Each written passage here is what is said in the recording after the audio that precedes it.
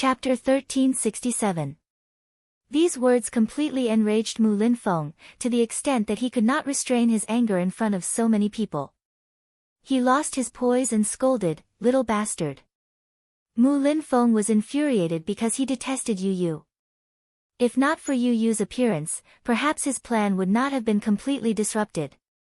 His appearance was the biggest failure of this plan.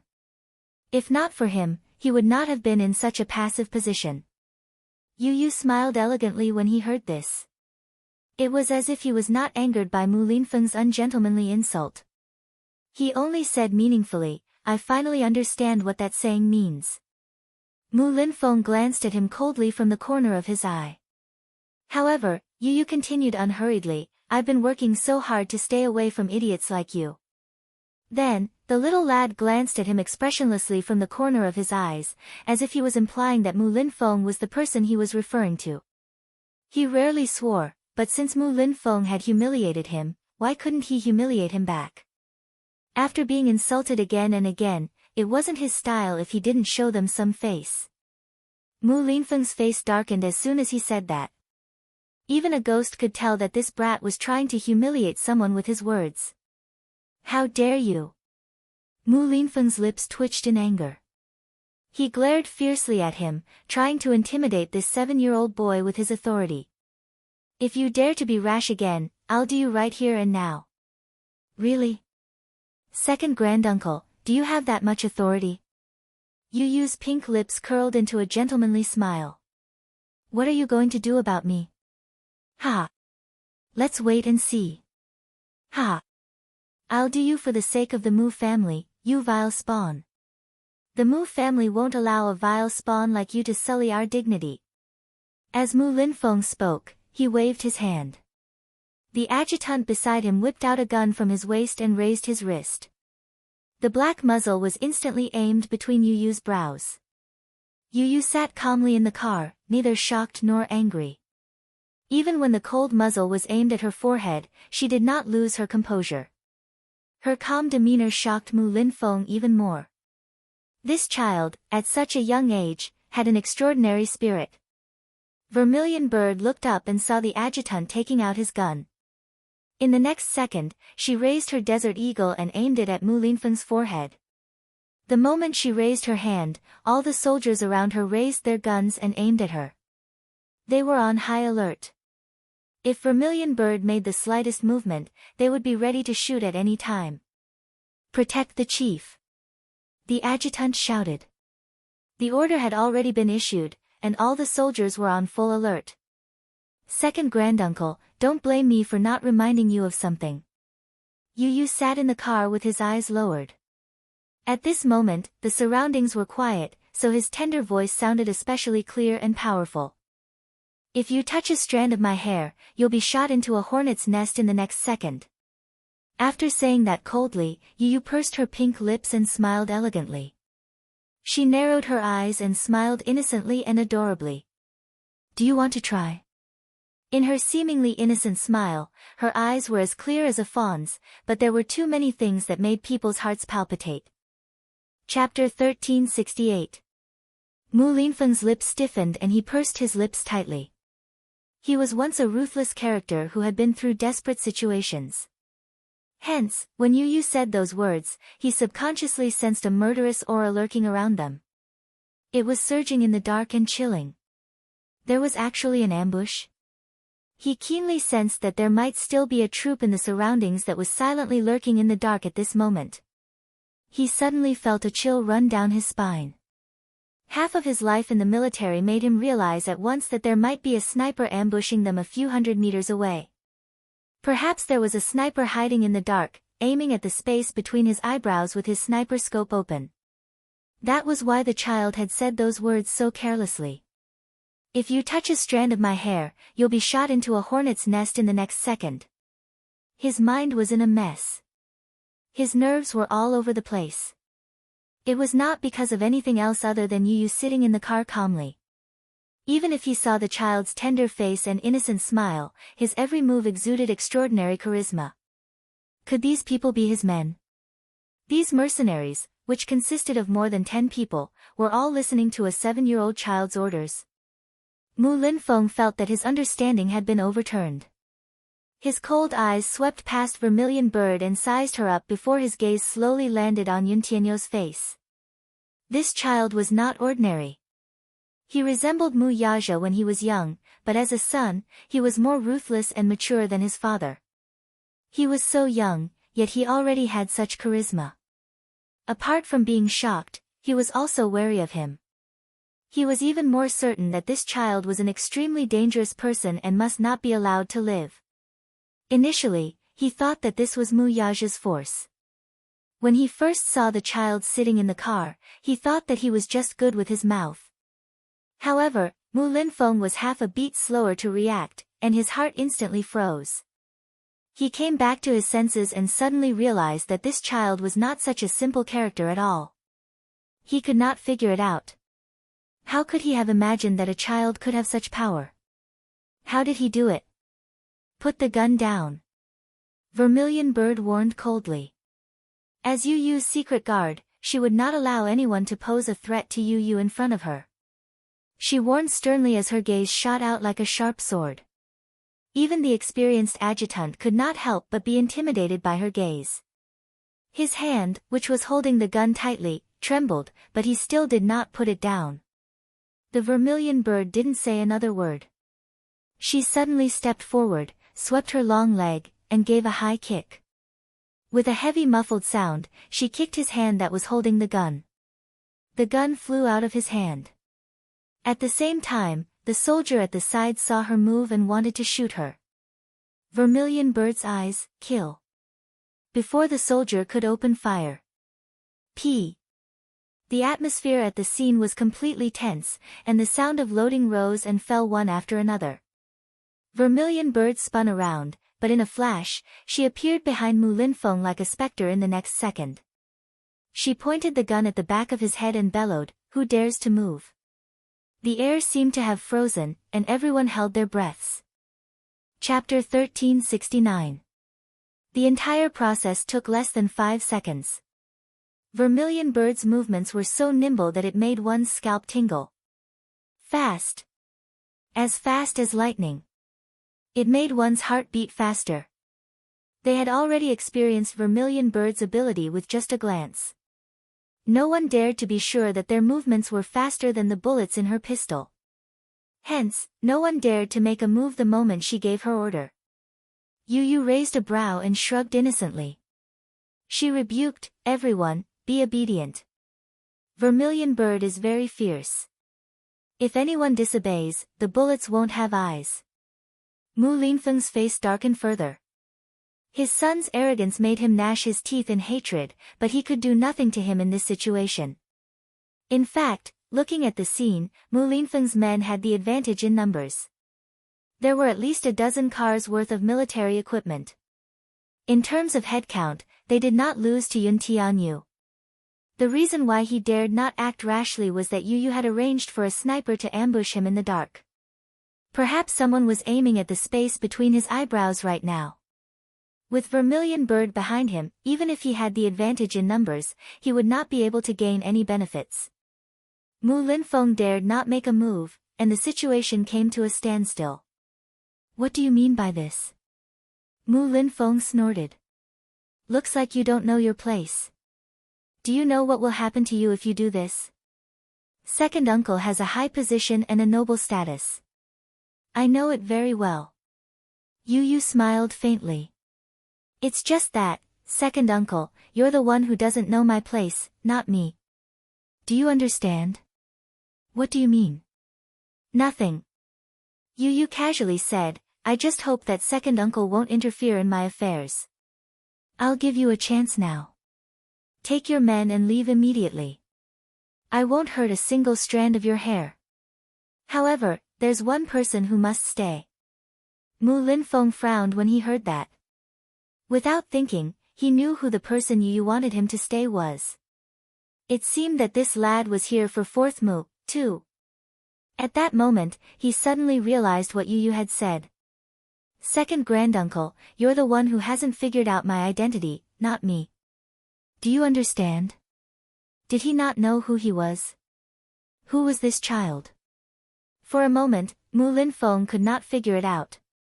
Thinking about it again and again, he felt a chill from the bottom of his feet. However, he did not lower himself and continued to put on airs.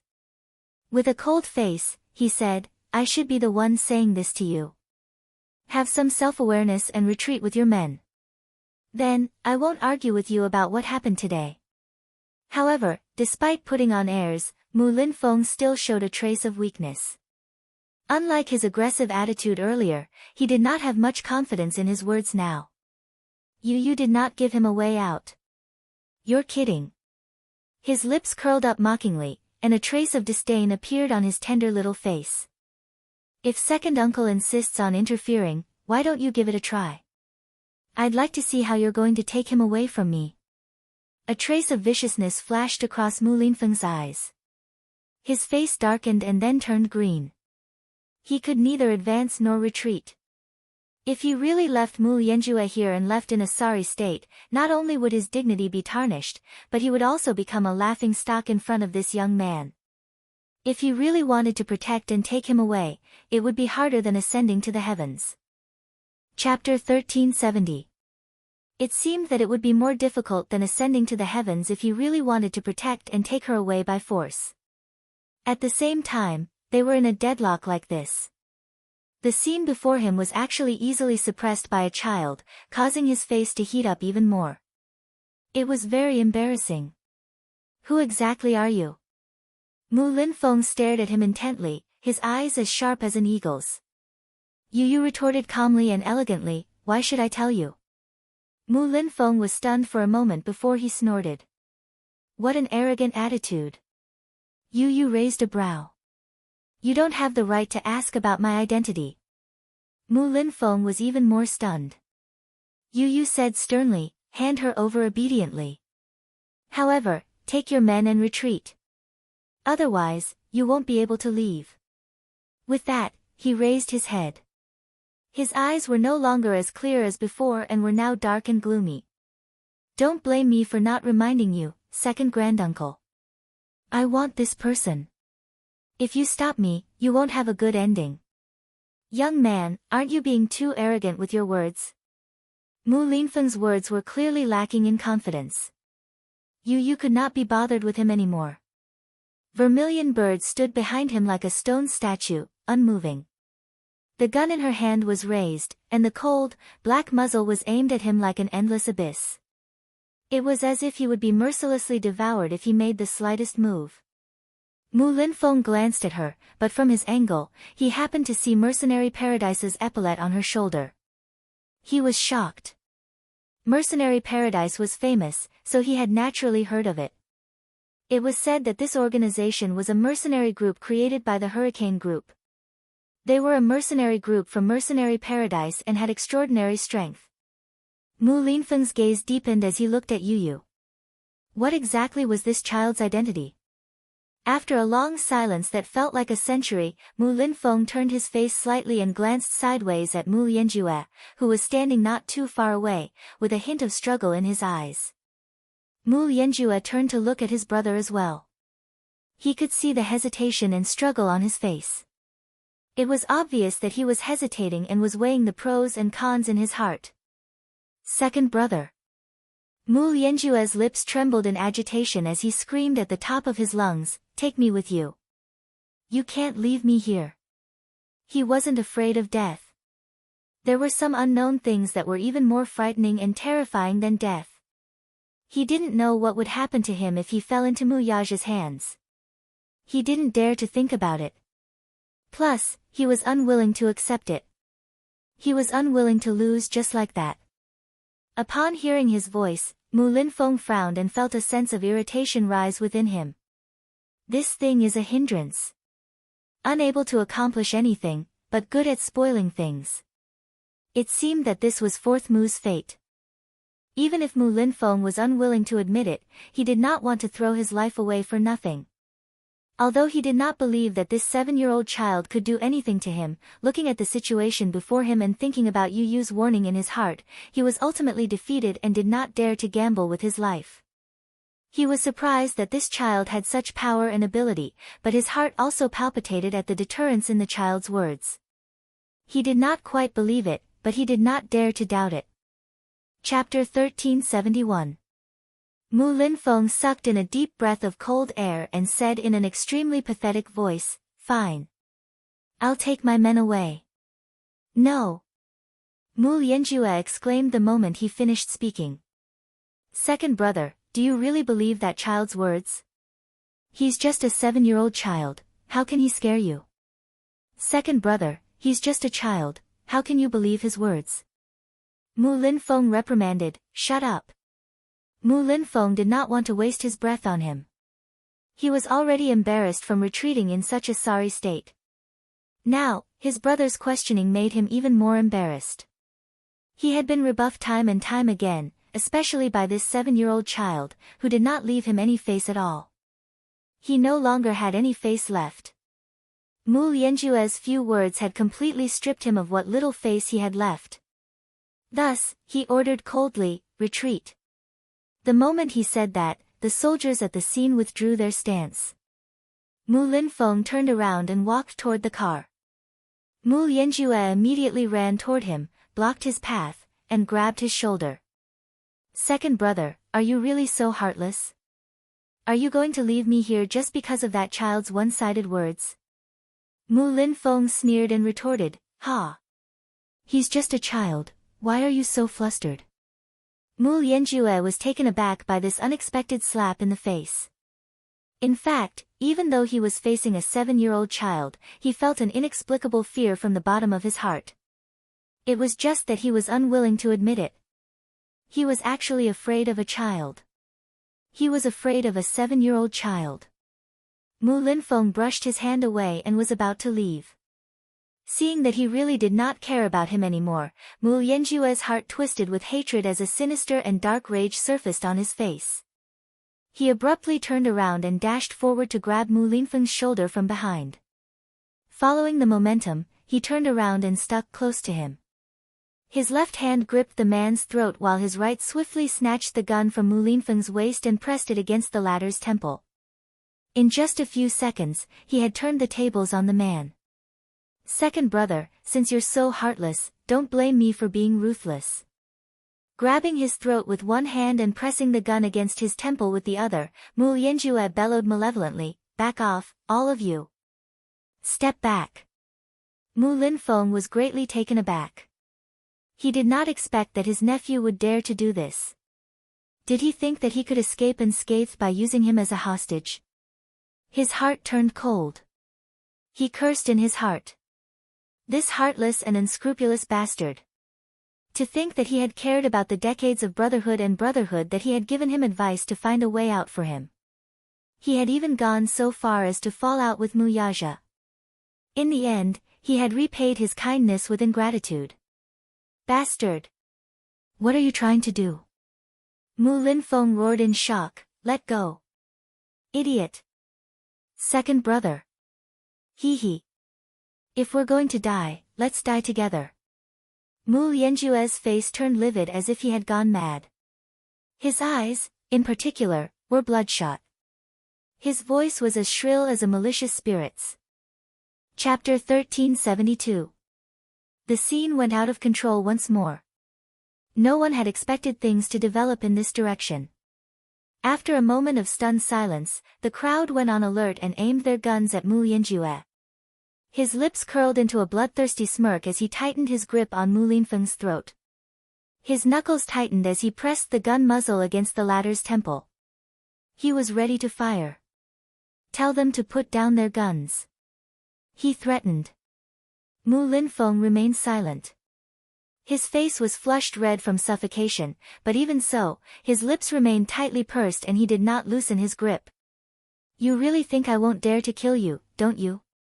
Mu Yanjue's voice grew colder. "At most, I'll drag you down to hell with me if I die. Tell them to put down their guns, do you hear me? Do you hear me? Mu Si, are you crazy? Are you?" Mu Linfeng spat out a few words with difficulty as he glared at him with bloodshot eyes. Like an enraged beast, he flew into a rage. Mu Yanjue sneered. Second Mu, cut the crap. I told you to order them to put away their guns, do you hear me?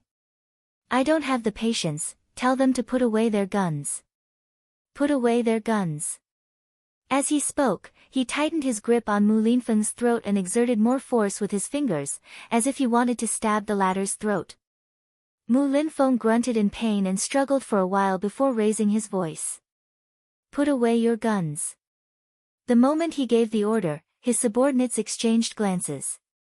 However, no one dared to disobey Mu Linfeng's orders. Thus, they all put away their guns. Give me a car. Mu Yanjue issued a second order, but this time, he was like a trapped beast on the verge of death. Mu Linfeng gritted his teeth, angry at his cowardice, but more than that, he hated himself for having misjudged him. Yu Yu burst into laughter when she saw this scene. It was rare to see a dog-eat-dog scene. Today, however, he had seen what a real dog-eat-dog fight was.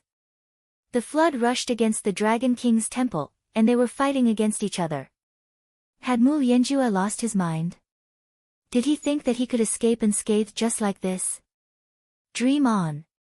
Just as Yu Yu was about to open the door and get out of the car, Lisa suddenly grabbed his hand and shook her head at him. Danger. She spat out 2 words.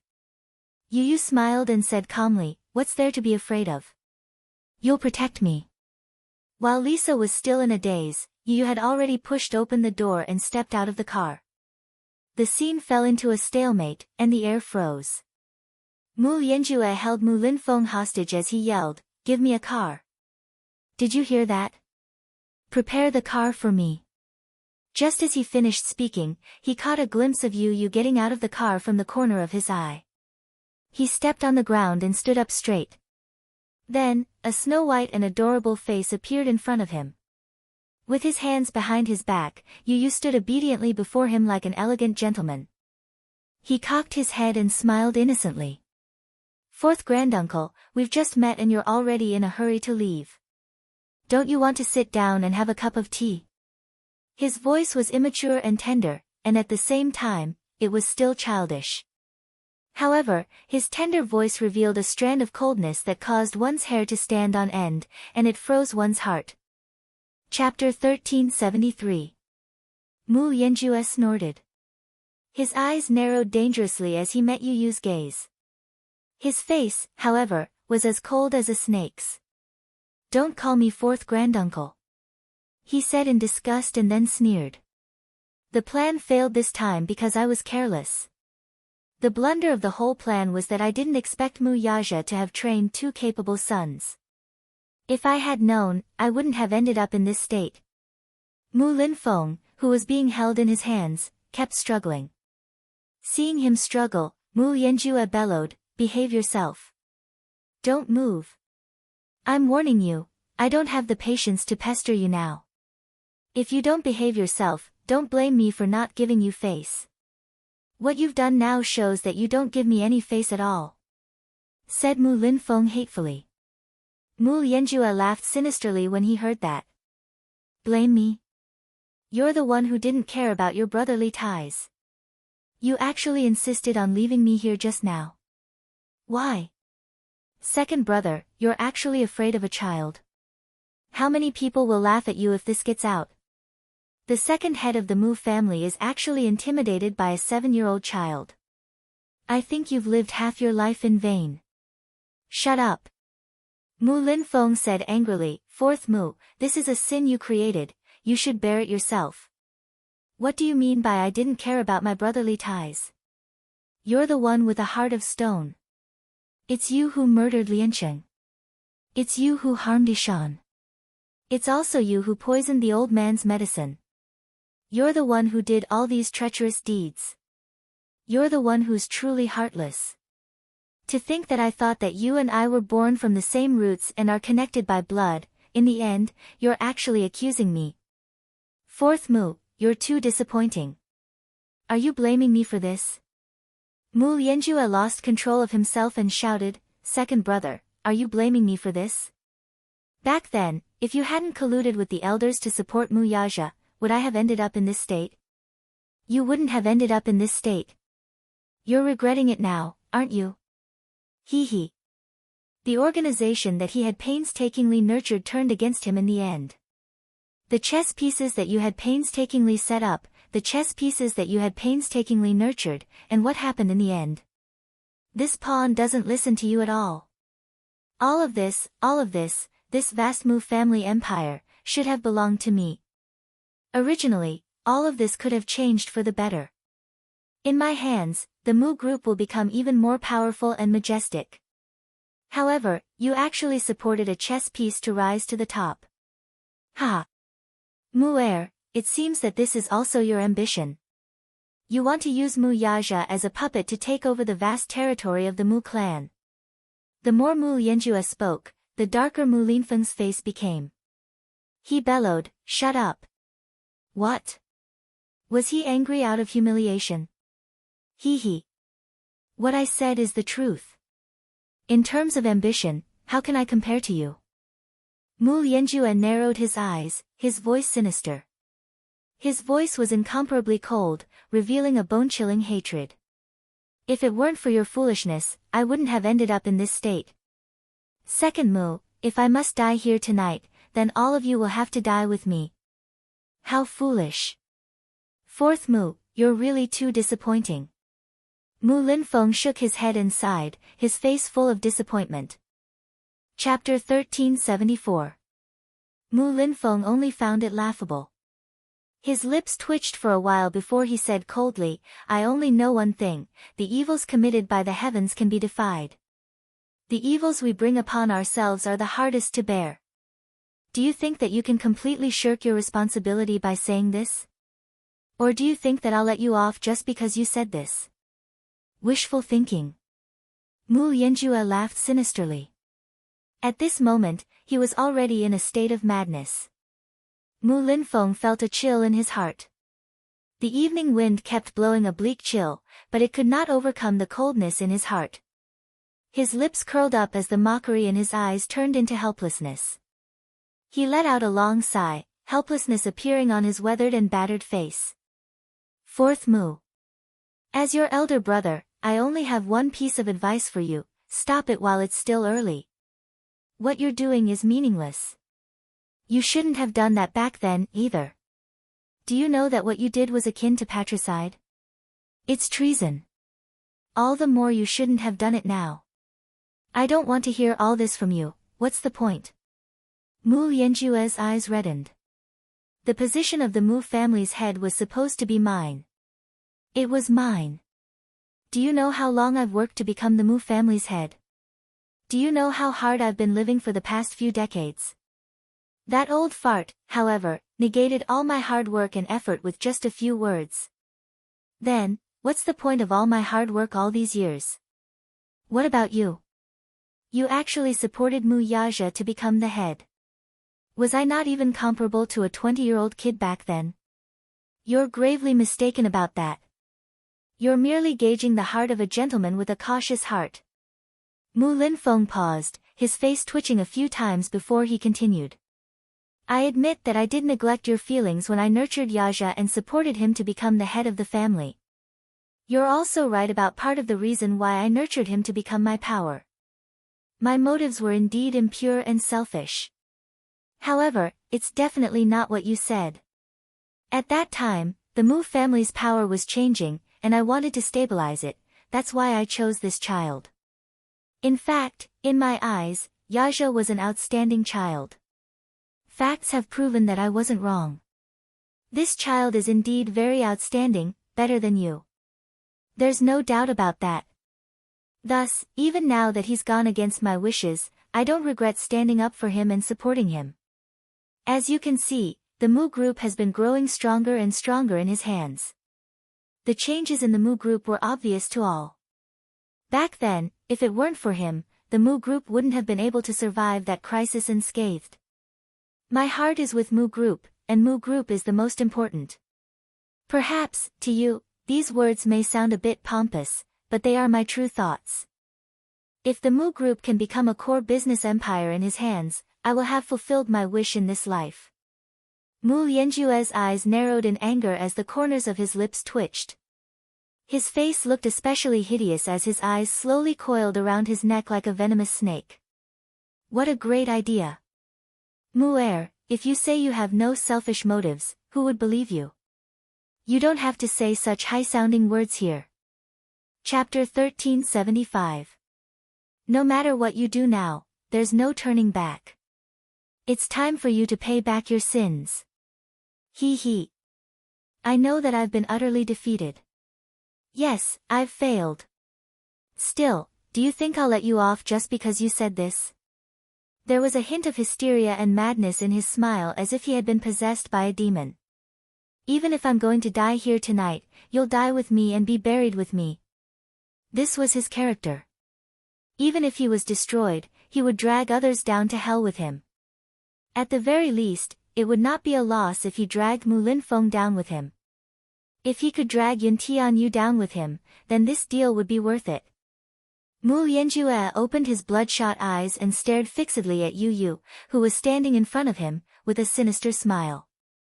Yu Yu, who was standing in front of him with his hands behind his back, was as elegant as a little gentleman. He had a delicate and handsome face and was as adorable as snow.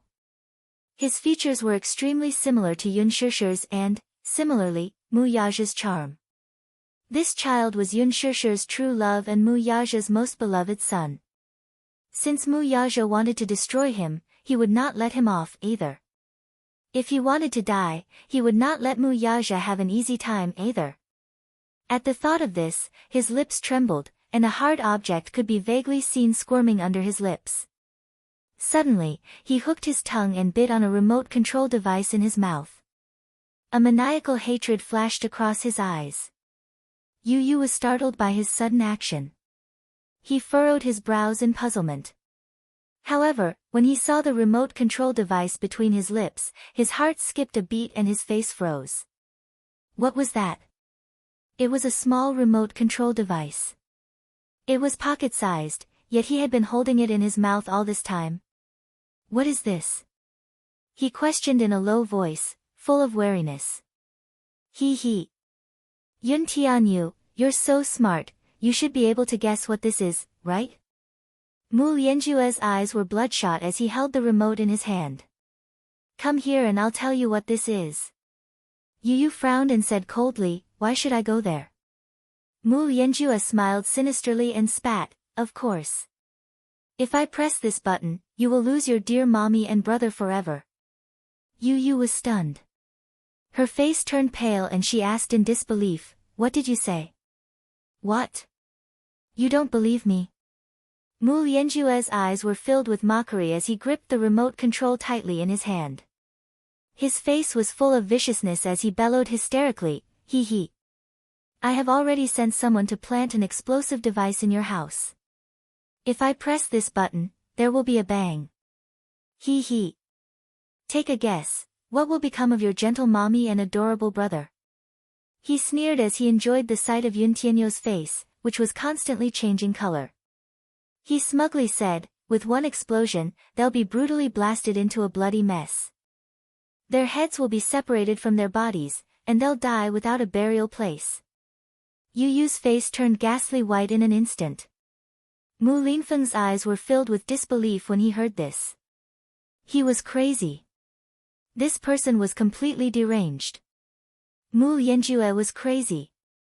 How could he do such a crazy thing? Chapter 1376. Vermilion Bird sized up Mu Lianjue's sinister expression and hurried to Yu Yu's side. Squatting down, she whispered into his ear, Director Yun, calm down. Don't believe him so easily. This man might be trying to trick you. She told him all the worries in her heart. She did not know what he was holding in his hand either. Could that button really be a remote control device for the explosion? No one knew, and no one knew the truth. Perhaps what he said was true. As long as he pressed the button, his home would instantly explode into a sea of fire with an earth-shattering explosion. Yun Shishir and Mu Yichen would also be mercilessly reduced to ashes, their flesh and blood splattering everywhere. Perhaps, his words were just to trick him. There was no explosive device or remote control device. His goal was to trick him into using him as a hostage. He knew very well that the person who wanted his life this time was Mu Yaja.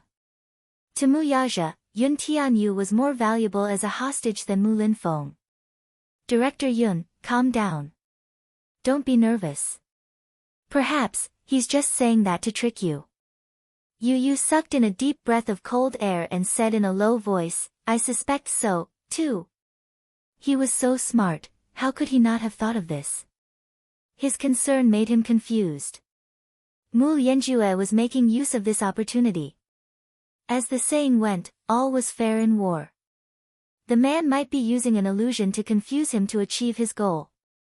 Alas, he did not dare to do so. He did not dare to gamble with Yun Shishir and Mu Yichen's lives. No one dared to guarantee, nor was anyone clear, what the hell was the button he was holding tightly in his hand at this moment. Perhaps, nothing would happen if he pressed it. Perhaps, as he said, he would really lose his mother and brother forever if he pressed it. Yu Yu had always been bold and unconventional, but at this moment, he had really lost his courage.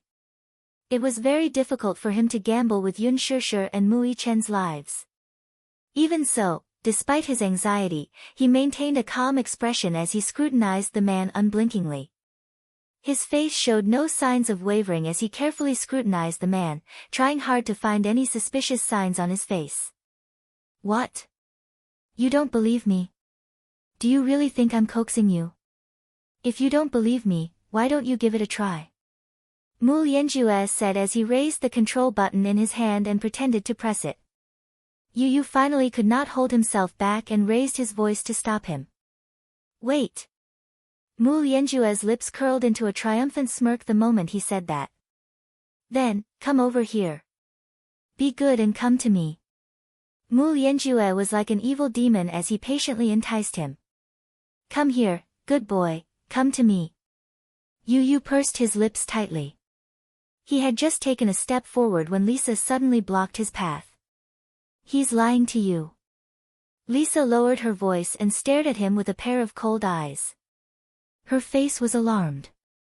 Don't go over. Move aside. Yu Yu smiled elegantly. Lisa, move aside. I can't let you take the risk. Lisa's tone was stiff, but she had no intention of giving in.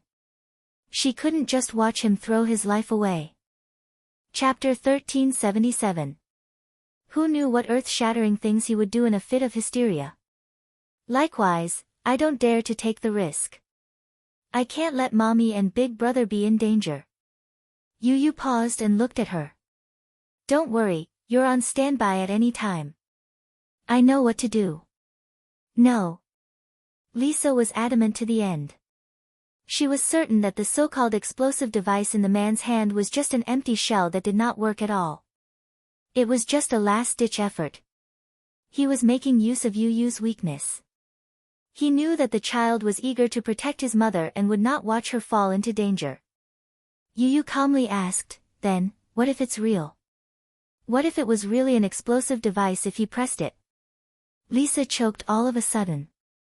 Vermilion Bird's eyes flickered as she whispered in his ear, Sir, we have a sniper 100 meters away on standby. It's too late. Yu Yu knitted his brows. The sniper crouched 100 meters away on standby.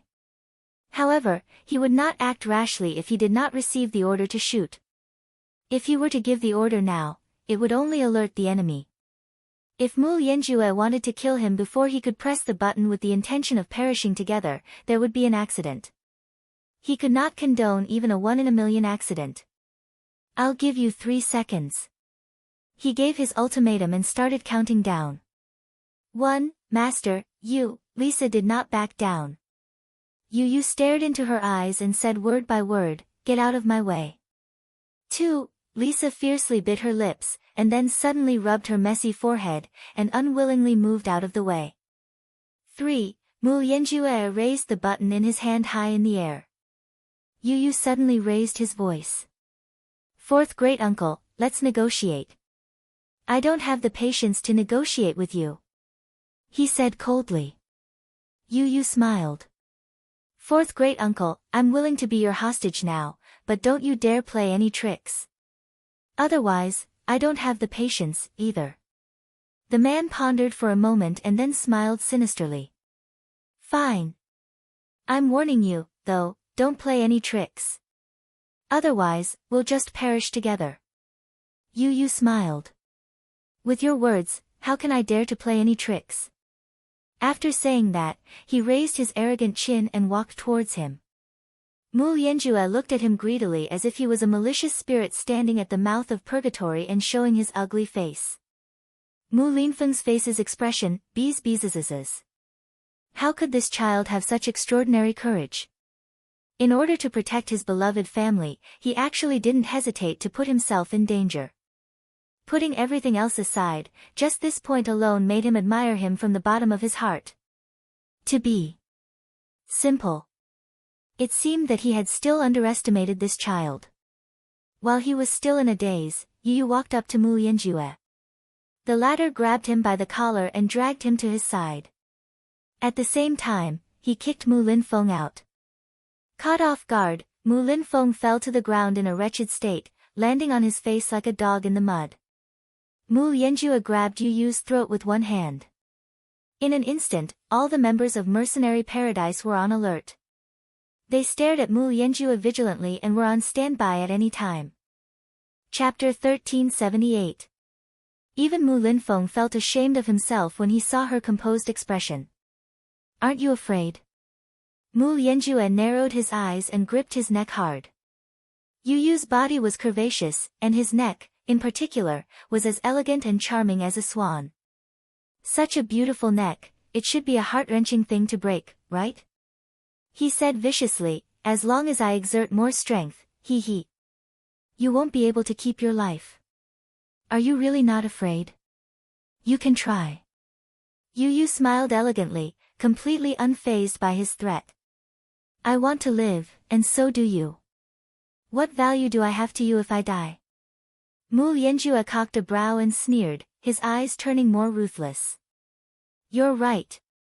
You're a smart child. However, if anything happens to me tonight, you won't be able to leave this place alive either.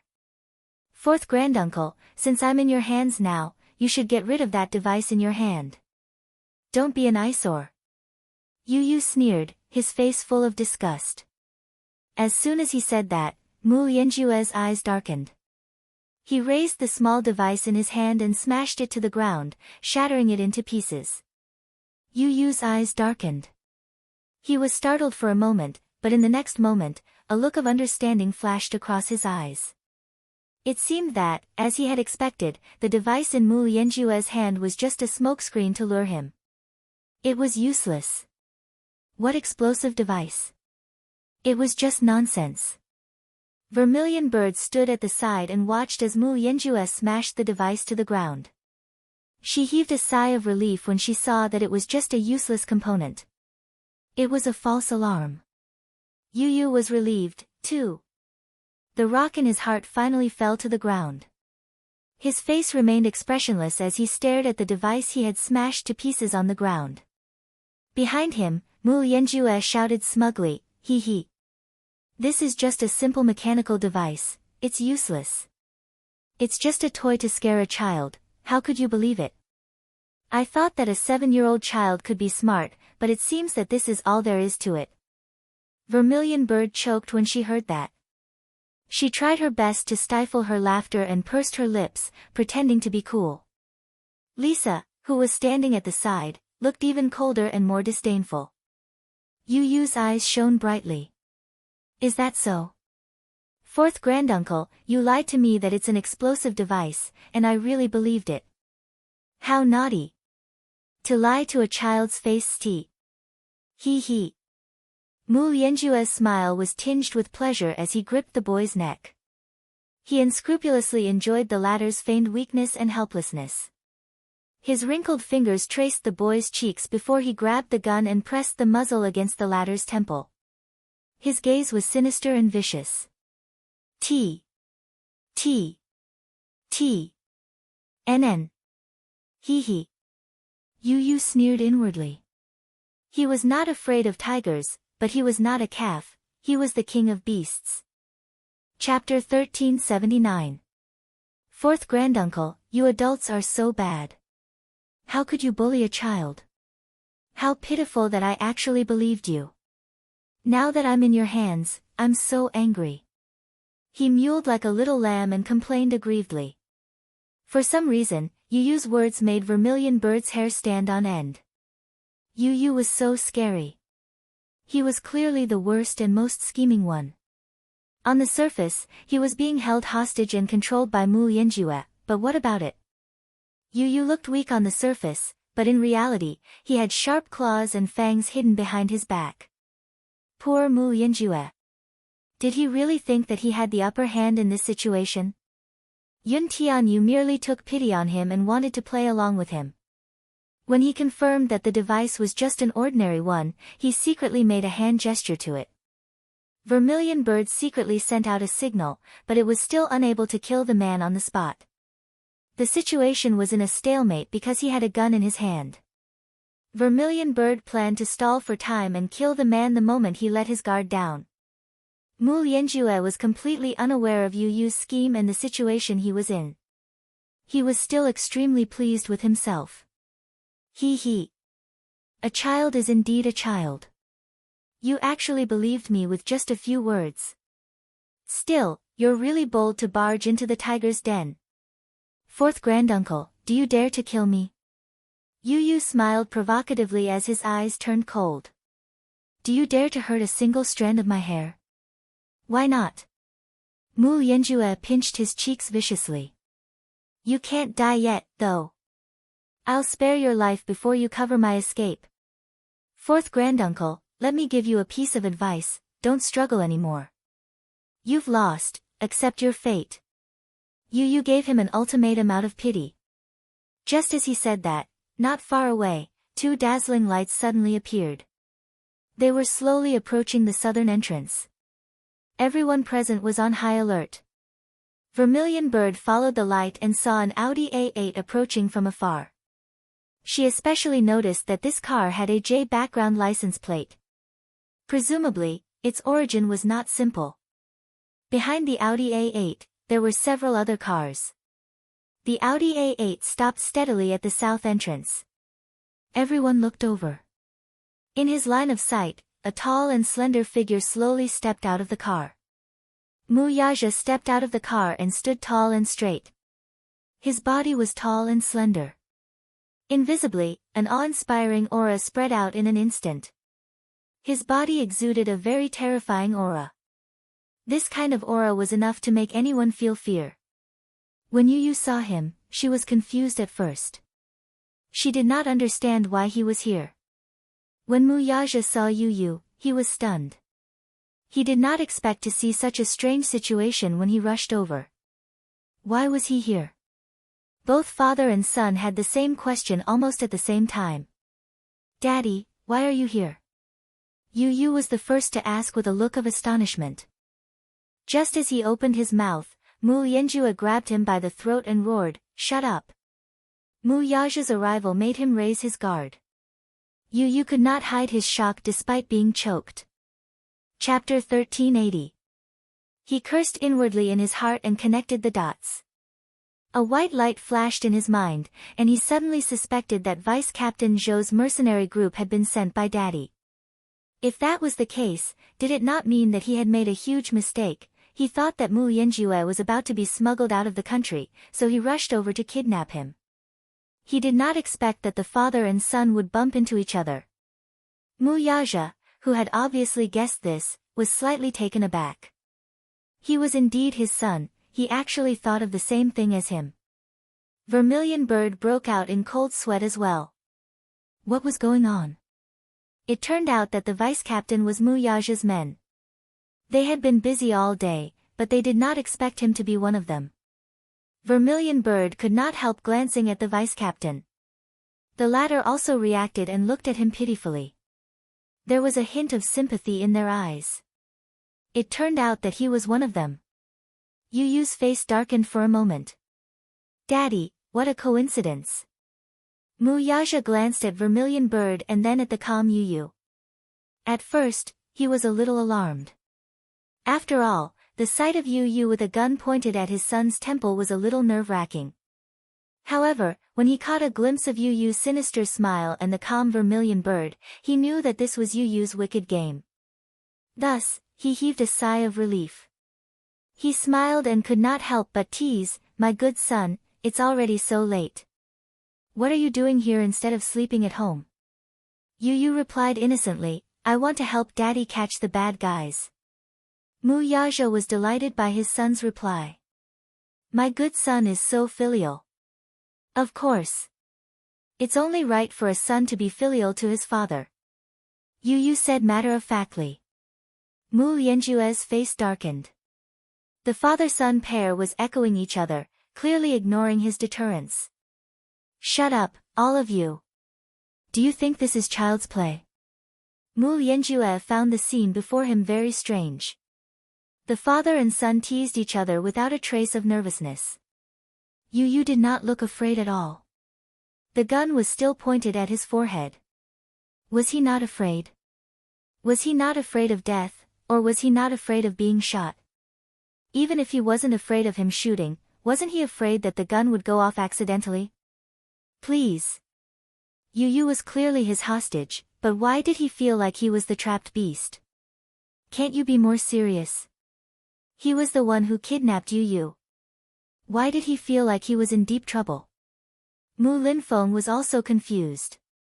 The conversation between the father and son was too relaxed and leisurely, so much so that there wasn't even the slightest sense of danger in the current situation. "Shut up." Mu Yanjue could not take it anymore. "Are you done? Prepare a car for me.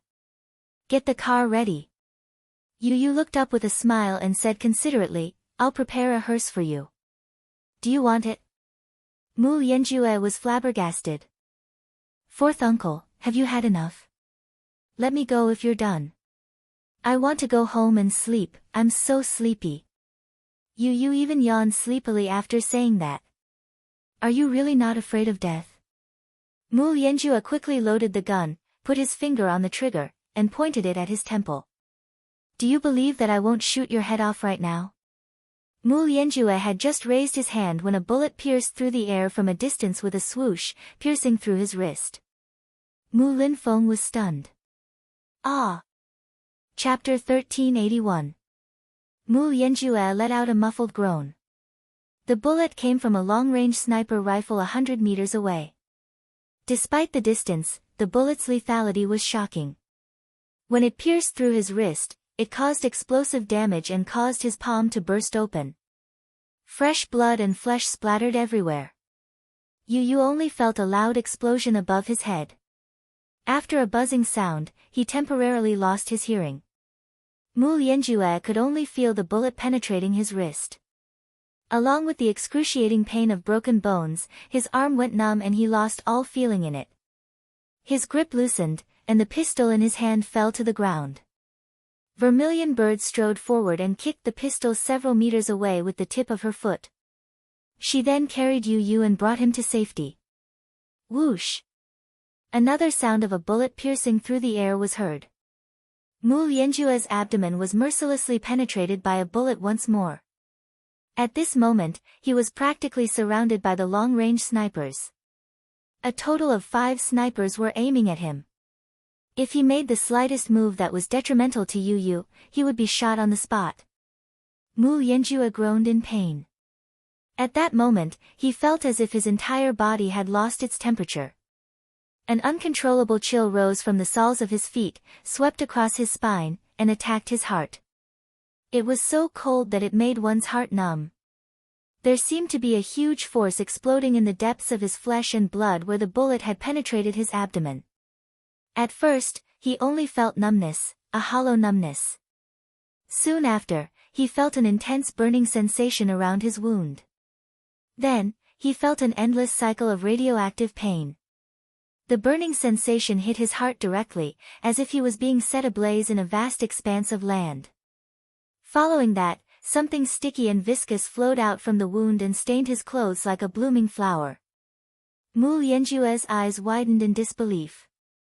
Everything happened so suddenly that he was not prepared for it at all. He only felt that the world before him had turned dark. He first wiped his wound with his hand. When he raised his hand, his palm was already red. Was it blood? He didn't hear any gunshots at all. He only felt the sound of air being sliced through from behind him. Then, he was shot. Could it be that there was a sniper lying in ambush in the distance? Mu Yanjue was stunned.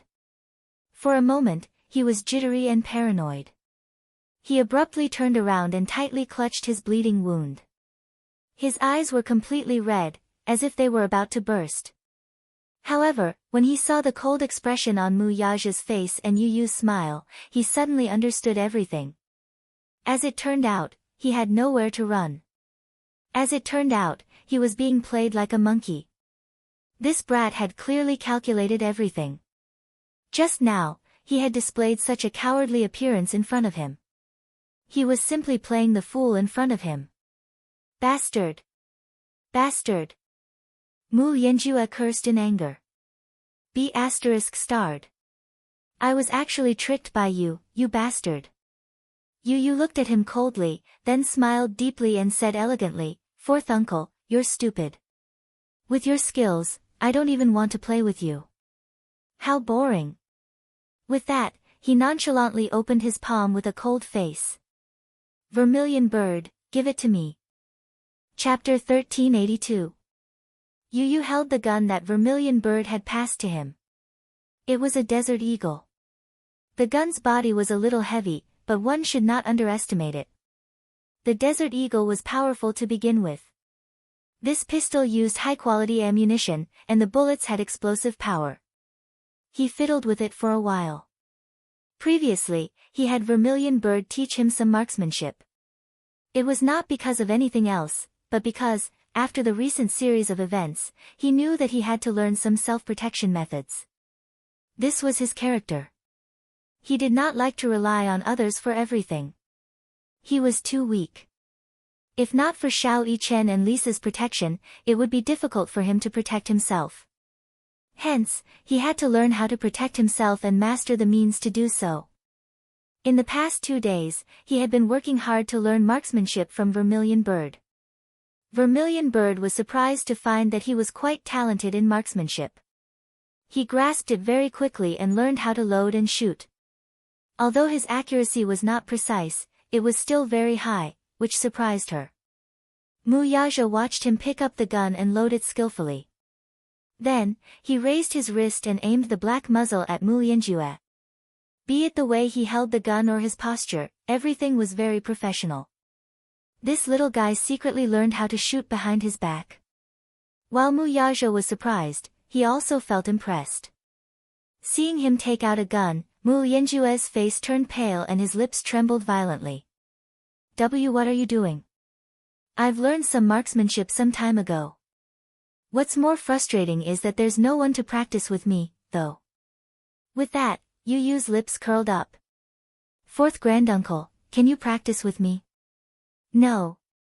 No, his face turned pale as he turned around abruptly and tried to run away. Without another word, Yu Yu pulled the trigger and fired 2 shots at his hind legs. Mu Yanjue let out a blood-curdling scream as he staggered to the ground.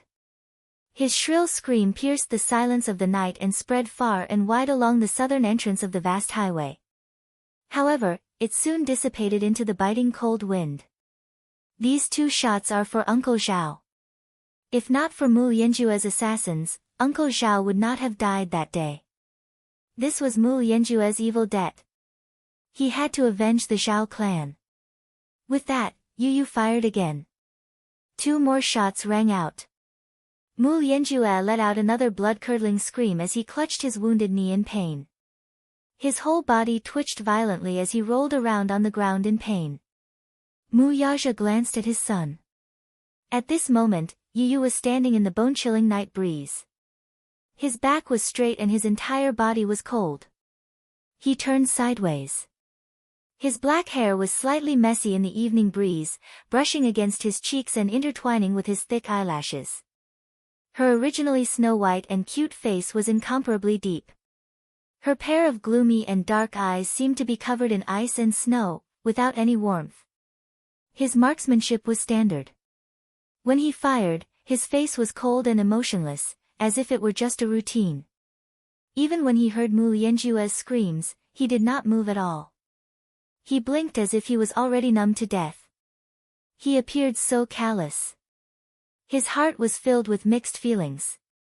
In fact, he was not so willing to let Yu come into contact with such dark things too early. Chapter 1383. However, perhaps because he had experienced too many frightening things, Mu Yaja felt that it was time for him to come into contact with these things. Back then, when he arranged for Xiao Yichen to be sent to the army for training, he was met with opposition. However, he still threw the little fellow into the special training camp without hesitation, just so that he could strengthen his physique to a greater extent and train him. Now, Xiao Yichen proved that his choice back then was not wrong. This world had always been one where the strong preyed on the weak and the weak were eliminated. The strong were the only ones who had the right to set the rules of this world. Although the child was young, as his son, perhaps it was not a bad thing for him to come into contact with this side of things early on. Just like Xiao Yichen, even though his childhood was not accompanied by pain and suffering like other children, reality had proven that he had already become a strong person. Yu fired again. Bang! Bang! 2 shots landed on one of Mu Lianjue's legs. Blood splattered and shattered. Mu Lianjue, however, was in so much pain that he was almost numb. He did not even have the strength to cry out in pain. His body convulsed and he groaned a few times. He almost blacked out and fainted. Yu's pair of clear and bright eyes were now dyed red with hatred. When he thought of the suffering this man had caused his mommy and Xiao Yichen, he could not wait to crush him. He walked over, aimed at Mu Lianjue's waist, and fired another shot. This time, blood splattered on his face. A trace of heat was on his cheeks, but he did not seem to feel it. His handsome eyes narrowed as he coldly pursed his lips. Mu Lianjue had been shot several times. As he continued to bleed, his body temperature became colder and colder. Right now, he was hoping that Yu would give him a quick and painless death. However, Yu clearly did not want to give him a quick death with one shot. Instead, he deliberately inflicted the greatest pain on him. Thus, he mercilessly shot at the non-fatal parts of his body. He looked more like he was venting the resentment in his heart. Yu lowered his gaze with a murderous look. Those bullets landed squarely on Mu Lianjue's body. It was so painful that his entire body was almost numb. His mind buzzed and he kept losing blood. On one hand, his body felt cold because of the loss of body temperature. On the other hand, his wounds were scalded by the many bullets, and the burning pain was transmitted. Ice and fire. Bang! Bang! Bang! Yu fired another 8 shots consecutively, but each bullet perfectly avoided the man's vitals. Mu Lianjue endured the pain, feeling as though he was better off dead than alive. This was the first time he had seen such a terrifying child. His eyes were bloodshot and filled with hatred. He was shot many times, but none of the bullets were fatal. For a while, he was struggling at death's door, which made him wish he was dead. Yu. Mu Lianjue opened his mouth in a pleading tone. Yu. Instead of being tormented by him like this, he might as well die a quick death. 4th granduncle, I haven't had my fill yet. How can I let you die like this? Yu's tone was languid and nonchalant. After saying that, he lifted his leg and stomped on the wound on his abdomen. Blood gushed out from the wound the moment he stomped on it. Ugh! Chapter 1384. Ugh! Mu Lianjue groaned in pain. His face was as pale as a sheet of paper. He rolled on the ground for a while and let out a heart-wrenching shrill cry of pain. After being trampled on by Chen Shi, he was already on the verge of death. However, this stomp of Chen Shi's foot caused him to simply suffer a fate worse than death. The back of his head fiercely knocked against the ground, and his desire to seek death had never been stronger. He had never thought that there would be a day when living would be more painful than dying. Yu Yu shot his hand that was covering his wound. This is for my brother. Although Mu Yichen's injuries were not caused by him, it was still his doing. Bang! I'm returning it to you on behalf of my mommy. His mommy had fallen into his hands, been humiliated, and tortured. How could a bullet be enough to pay off all the pain she had suffered at his hands? Yu Yu narrowed his eyes, which were sharp and piercing. Bang! Yu Yu's eyes widened after he finished firing the gun, and he coldly enunciated each word. This is for my daddy. Mu Lianjue coughed out a mouthful of blood as his whole body convulsed violently. Mu Yaja was stunned at first. Then, he felt warmth in his heart. His son was taking revenge for him. While Mu Yaja felt warmth in his heart, he was also touched by Yu Yu's warm heart, which was hidden under his cold exterior. All along, Yu Yu had been Yun Shusher's little warm man and little god. However, he was so arrogant. For a long time, even though he was the little god of warmth, he only cared about Yun Shusher alone and silently protected his mommy. Now, Mu Yaja had entered his heart. All along, Yu Yu had only acknowledged one family member in his heart, and that was Yun Shusher. Other than that, be it Li Qin, Yun Na, or even Yun Yecheng, who had always treated Yun Shusher as his own, were just passers-by. In his heart, his mommy was number one. Mommy was the most important and special person in his heart. There was no one else like her. For as long as he could remember, he and his mommy had depended on each other. She was his lifeblood. Perhaps, this unique feeling of the little lad was hard to understand in the eyes of outsiders. However, for the past 7 years, Yun Shusher held a special place in his heart not only because blood was thicker than water, but also because they had relied on each other for so many years. However, as his biological father, Mu Yaja, almost like a god, had descended from the heavens and appeared before him without any warning. Without any warning, he went from being a child of a single-parent family to having a father. However, he rejected this daddy. He resisted and kept him at a distance of 1,000 miles away. At first, he was unwilling to admit that he had a father. So what if she was his biological child? Mommy was the only one he loved. However, as they got along, the father and son's feelings gradually merged. Mu Yaja appreciated this son of his, and Yu Yu gradually accepted him, acknowledged him, and acknowledged him. Until now, he had acknowledged him. Those who bullied his mommy were unforgivable and deserved to die. Similarly, those who bullied his daddy were equally unforgivable. Chapter 1385. He was used to being cold and arrogant in front of Mu Yaja, but in reality, he had long acknowledged him as his daddy. On the one hand, it was because he loved his daddy. On the other hand, it was because Mu Yaja was outstanding enough to gain his approval. Mu Yaja only felt as if his heart had been ruthlessly punched, instantly tearing a hole in it. A warm current gushed in, and even though he was standing in the cold wind, he did not feel cold at all. Instead, his whole body felt warm and cozy. Yu Yu snorted. Looking at the man's miserable appearance, he smiled faintly. Fourth granduncle, there are still 2 more shots. Can you hold on? There are still 2 more shots. They're for my grandparents whom I've never met before. With that, Yu Yu fired 2 more shots at the man's chest. They were less than an inch away from his heart. Mu Lianjue fainted completely and lost consciousness. The scene instantly became deathly silent. Besides the whistling of the cold wind, everyone was deathly silent. Mu Linfeng, in particular, was as stiff as a rock. He had long been stunned. Yu Yu maintained his gun-wielding posture. His face paled for a moment before his vision regained its focus. However, when his gaze landed on the man lying limp on the ground and covered in blood, he realized with a start what he had just done. He had killed someone. He had shot and killed someone. For the first time in his life, his hands were stained with filthy blood. However, deep down, he knew that once stained with such filth, it would be difficult to wash it clean. Yu Yu sucked in a deep breath of cold air. After a long time, he quietly lowered his arm. His wrist loosened, and the gun in his hand fell to the ground with a loud thud. Mu Yaja walked over and hugged him in his arms. He gently placed his large palm on the boy's cold face, only to see that the boy's face had turned ghastly pale. Just now, in the midst of extreme passion, he was completely unaware of the significance of what he had done.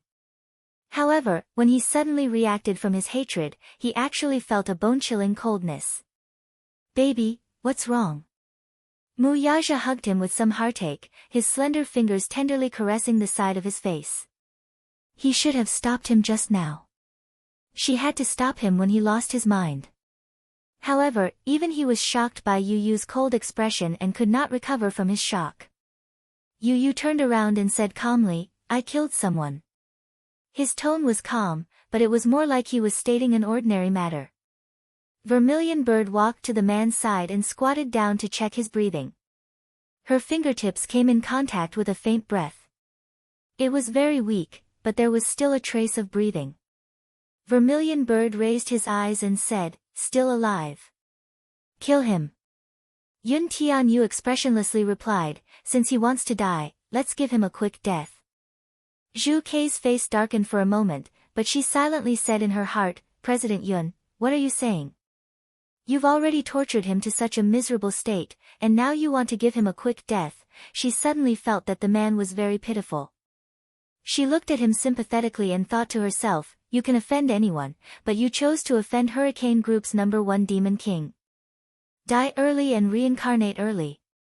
Yu Yu suddenly asked, "Do you pity him?" She quickly shook her head. "Kill him." Chapter 1386. Mu Yaja nodded. "Leave his life to me." With that, he handed Yu Yu to Vermilion Bird and walked toward Mu Yanjue. Lowering his head, he looked down at him condescendingly with a cold glint in his eyes. "Do I hate him? Do I hate him?" he asked in his heart. There was no doubt that he hated him to the core. He was the one who had poisoned his father. Back then, his father had a car accident. However, the autopsy report concluded that his father, who had never touched drugs before, was actually a drug addict. He had smoked marijuana and even injected a large amount of heroin when he was alive. Hence, when he drove, he had hallucinations and caused a tragic accident. He had never believed that his father would do drugs. In his mind, Mu Yanqing had always been self-disciplined and would never touch such things. However, even if he had his suspicions, it was an undeniable fact. He did not expect that all of this was caused by Mu Yanjue. If it were not for him, his father would not have died. His mother, on the other hand, had taken chronic poison for many years. She had passed away at a very young age due to illness. Both of his family members had been killed by him. This was Mu Yanjue. A heartless and unscrupulous person who would do anything to fight for power. The series of events that followed were all his doing. Mu Yaja narrowed his eyes. He had always been puzzled. Mu Yanjue and his father were biological brothers. Even if they did not have the same mother, they were still related by blood. Why would he do this? Why would he do such a cruel thing? This was the answer he had always wanted. Now, however, he realized that the so-called answer was no longer important. So what if he got the answer? His father and mother would not come back to life either. The dead were gone. It was time for him to let go of the grudges of the previous generation. However, he should be the one to decide Mu Yanjue's life. At the thought of this, Mu Yaja clenched his jaw and pursed his thin lips into a stiff line. Then, he abruptly grabbed Mu Yanjue's neck and tightened his grip, not holding back at all. Mu Yanjue abruptly woke up from his groggy state under such immense pressure. His pair of eagle-like eyes abruptly widened, but they were bloodshot and crimson as if they were filled with blood. The muscles on his face twitched. Because of the excessive suffocation, his entire face had swelled to the color of a pig's liver. His pair of eagle-like eyes were glaring angrily under the terrifying suffocation. He could only feel that under the overwhelming twisting force, his consciousness was becoming increasingly weak. Ugh, cough, Mu Yanjue's eyes popped out of their sockets. The blood in his body gushed to the top of his head, and even his eyeballs could not move. Mu Yaja did not say a word. He did not have the patience to waste any more words. He only wanted to settle all the grudges and grievances with his own hands at this moment. This man before him. He hated him to the core. Mu Yaja stared fixedly at him. Suddenly, scenes flashed before his eyes like a carousel lantern. In his memory, the one that left the deepest impression on him was Mu Yancheng's extremely strong arms. When he returned home from work, he would always lift him up and kiss his forehead. Chapter 1387. Baby, you're back. He loved his mother's long, black hair the most. When she was seriously ill, he would take good care of her by her bedside and carefully wash her hair. Every time those black strands of hair flowed through his fingers, he would look at his mother's pale face in the mirror, and his heart would uncontrollably surge with sorrow. However, all of this once beautiful life, was suddenly shattered. It was all destroyed by this man. He was left alone. You deserve to die. Mu Yaja's voice was low and furious. Every word he uttered seemed to be squeezed out from the roots of his teeth, and they were filled with endless hatred. Mu Yanjue, you deserve to die. Mu Linfeng could not bear to watch this scene and turned away. Yu, who was in Vermilion Bird's arms, looked at Mu Yaja's stiff back view and felt a sharp pain in his heart. His heart ached for his daddy. He did not know what kind of childhood his daddy had. At least, it was not a happy one. Unlike him, no matter how sick and weak he was and how much humiliation he suffered, he still had Yun Shusher by his side to protect him and accompany him gently. His daddy was different. He had lost both his parents when he was young. In such a big family, where power intertwined, he must have had to tread carefully along the way. Under Mu Yaja's strong grip, Mu Yanjue's throat was broken. His eyes rolled back as he breathed his last. Mu Yanjue was dead. Similarly, the family feud that spanned 2 generations had ended.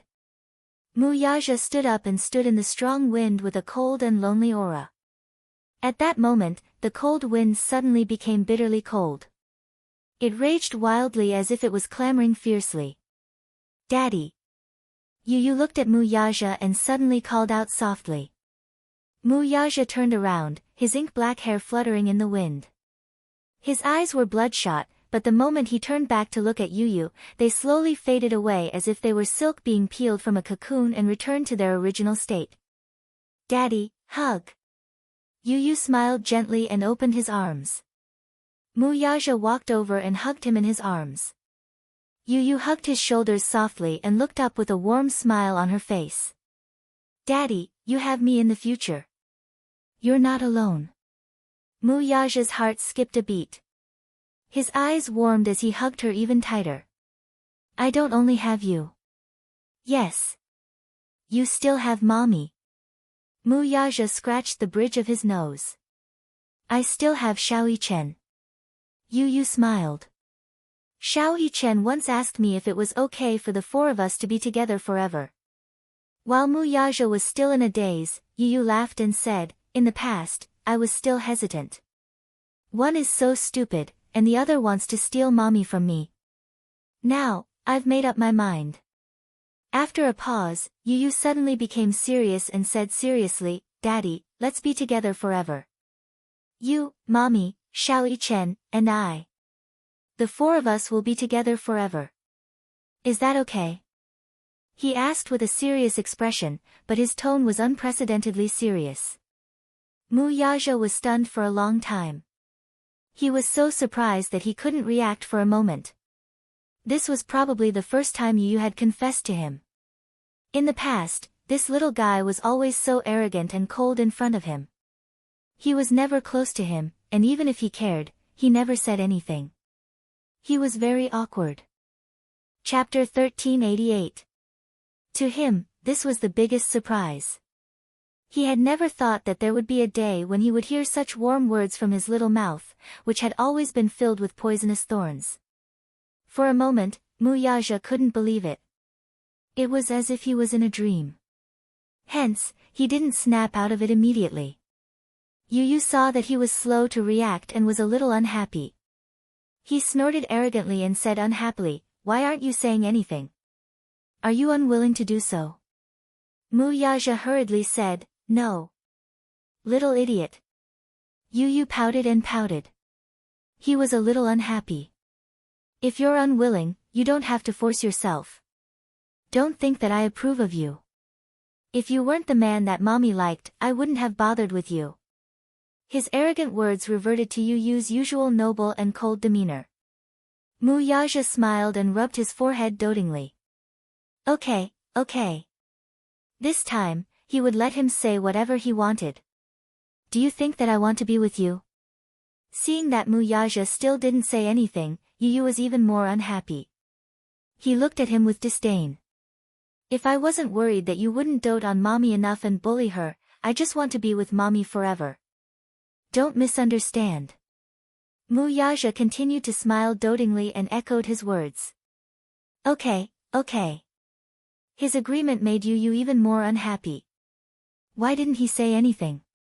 Yu was unhappy. "Hey! You!" Mu Yaja's eyes suddenly drooped as he gently kissed the boy's forehead. Following that, he placed another warm kiss on the boy's eyelashes. His indulgence was self-evident. Yu was stunned. Then, he heard Mu Yaja's gentle voice above his head. "Yu, let daddy dote on you forever, okay?" Yu was stunned. He did not expect Mu Yaja to say something so heart-wrenching. "We've missed each other for 6 years. During these 6 years, I had no idea that I had such a smart and adorable son other than Xiao Chen." As Mu Yaja spoke, his eyes fell on Yu's palm-sized face.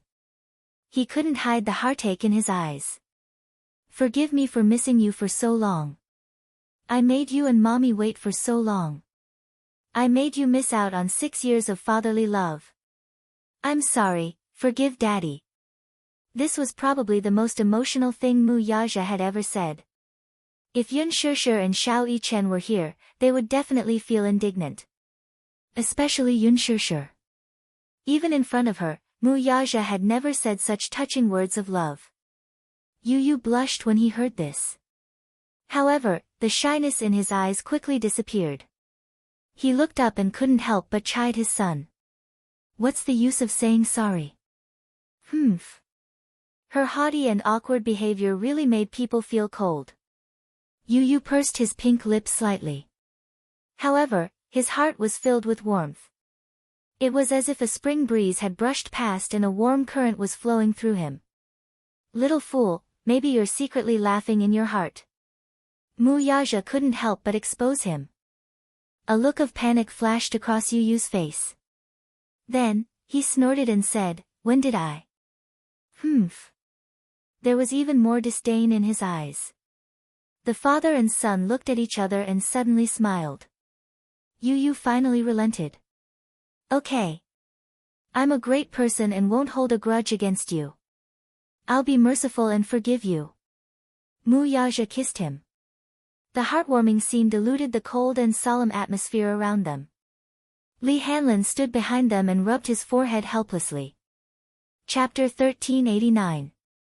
Mu Linfeng was a little moved by this scene, but he could not bear to disturb this heartwarming scene. He quietly got into the car and left. After Mu Lianjue's death, the funeral was naturally handled by him. Of course, he ordered everyone to keep their mouths shut about what had happened tonight. His subordinates carried the body back and ordered the hospital to write a death report. After that, arrangements were made according to the circumstances of the death. To Mu Yaja and Yu, all of this seemed to have never happened. It was just the death of an insignificant character. However, when Mu Linfeng brought the news of Mu Lianjue's death back to the family, it caused quite a stir. Mu Shumin, in particular, found it hard to accept the news of Mu Lianjue's sudden death. Mu Shumin naturally did not believe that Mu Lianjue had passed away due to illness. Although Mu Lianjue's health was not good, he was still strong enough. It was hard to link it to his death. Moreover, it was too sudden. There was no relief at all. Moreover, with the things that had happened in the Mu family these past few days, it was hard for them not to associate Mu Yanjue's death with Mu Yaja. However, even though Mu Shumin repeatedly asked about the cause of Mu Yanjue's death, Mu Linfeng only brushed it over and did not mention what had happened tonight. In fact, he was even a little impatient. Since he was unwilling to say anything, Mu Shumin naturally did not dare to ask. If Mu Shumin did not dare to ask, the rest were even less qualified to mention it. In just a few days, the Mu family was at peace. To the public, it was only announced that Mu Yanjue had passed away due to his worsening illness. A solemn funeral was held and he was buried in peace. Of course, this was all for later. On the way home from the south entrance of the expressway, Yu sat in the front passenger seat, unable to calm down.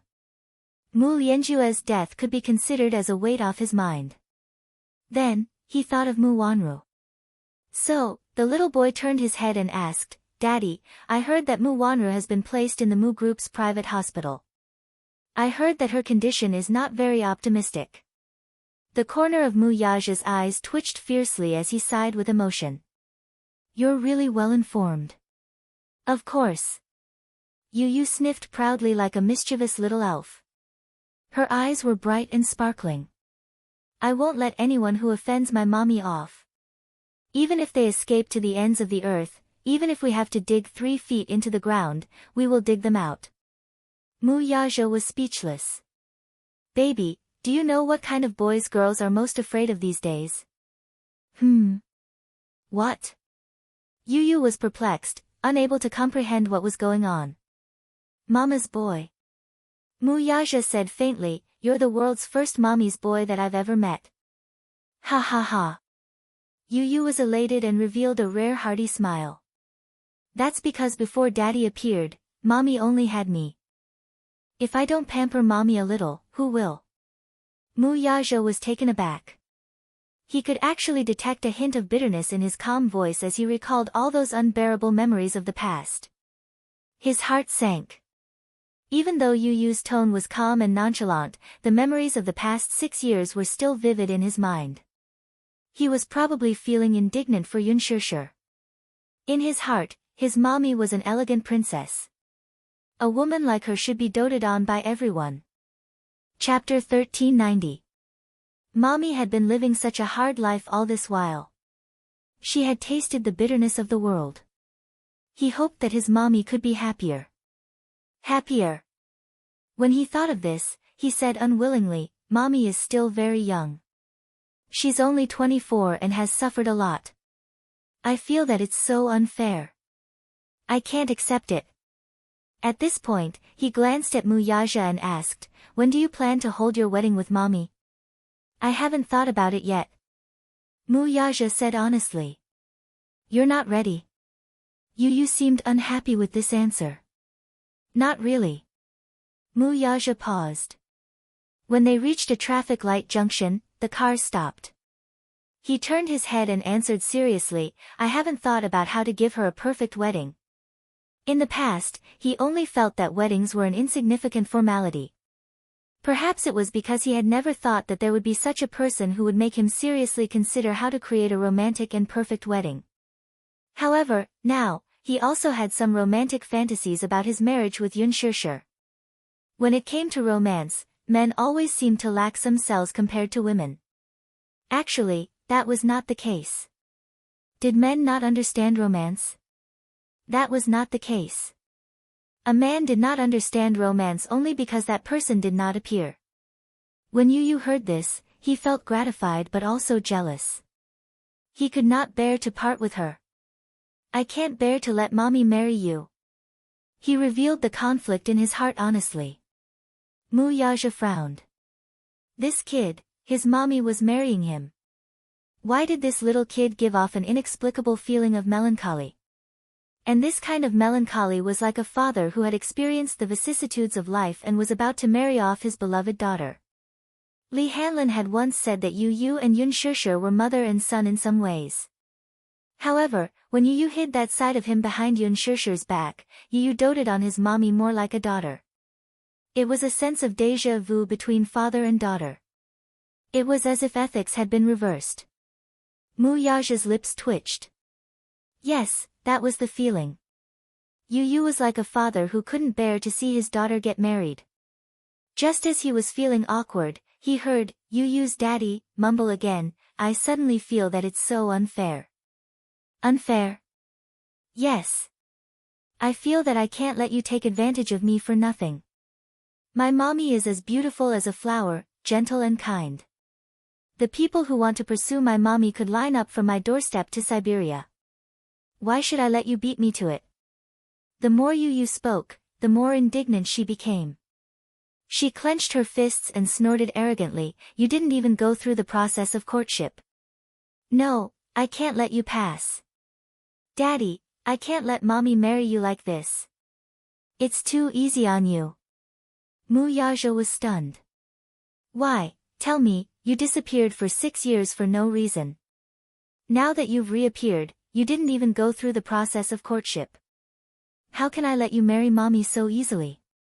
However, Mu Yaja felt that the little kid's silent scheming was really interesting and adorable.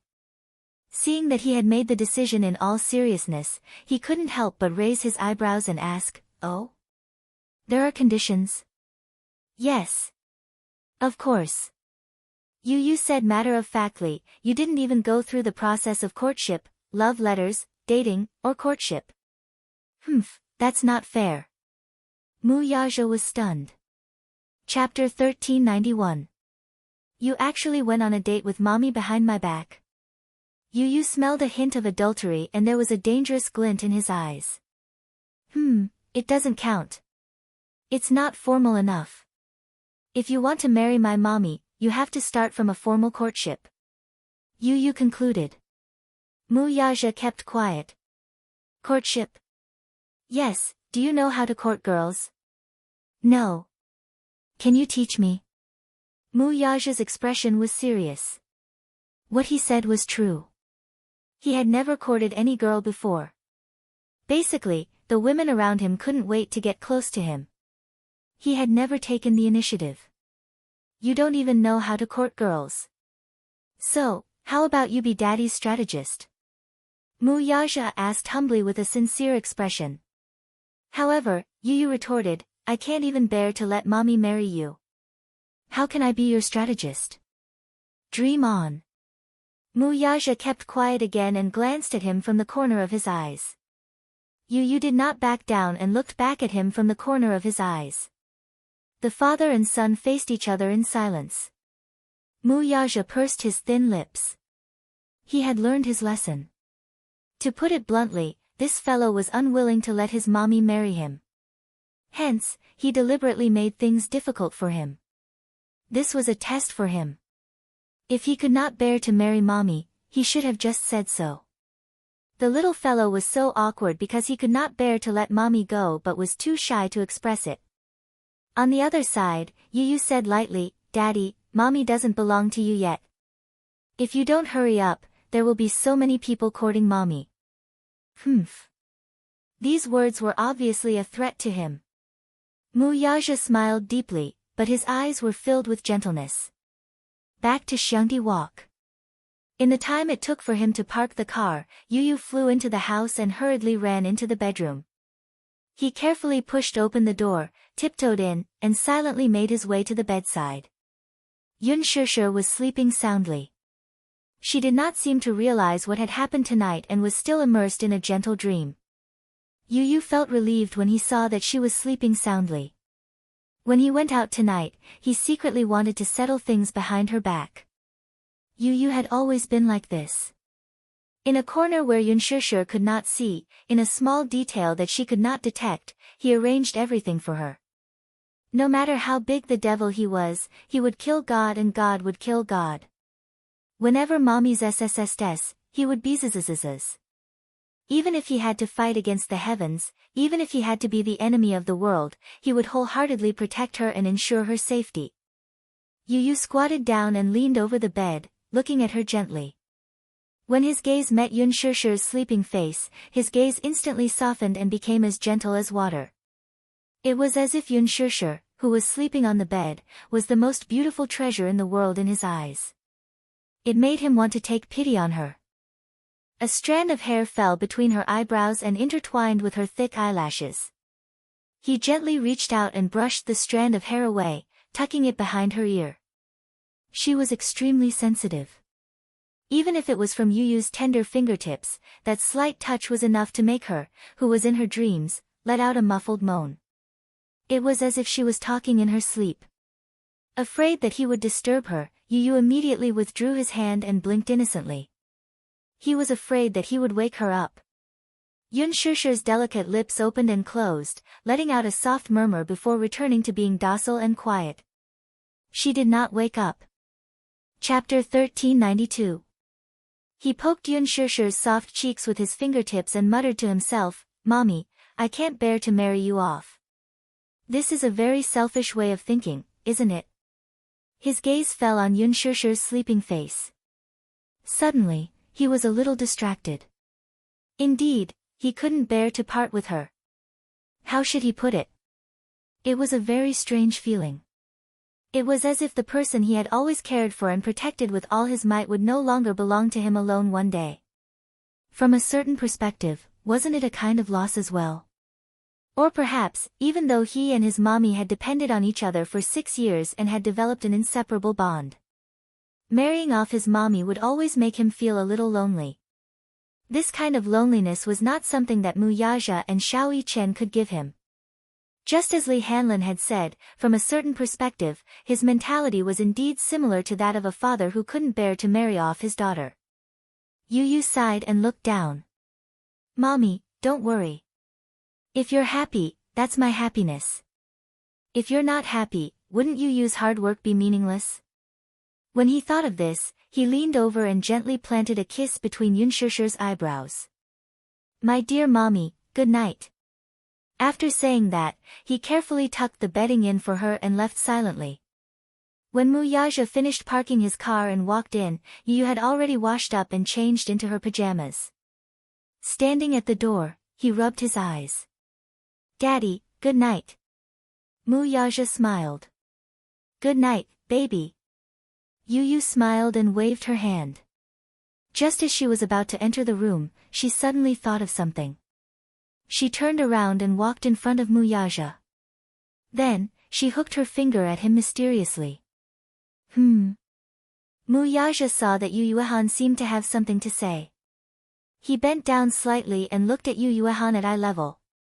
Yu suddenly leaned over and kissed his forehead gently with her pink lips. Ba ji, he took a bite. It was fragrant. Mu Yaja was stunned. He never thought that the little fellow would take the initiative to kiss him. A goodnight kiss.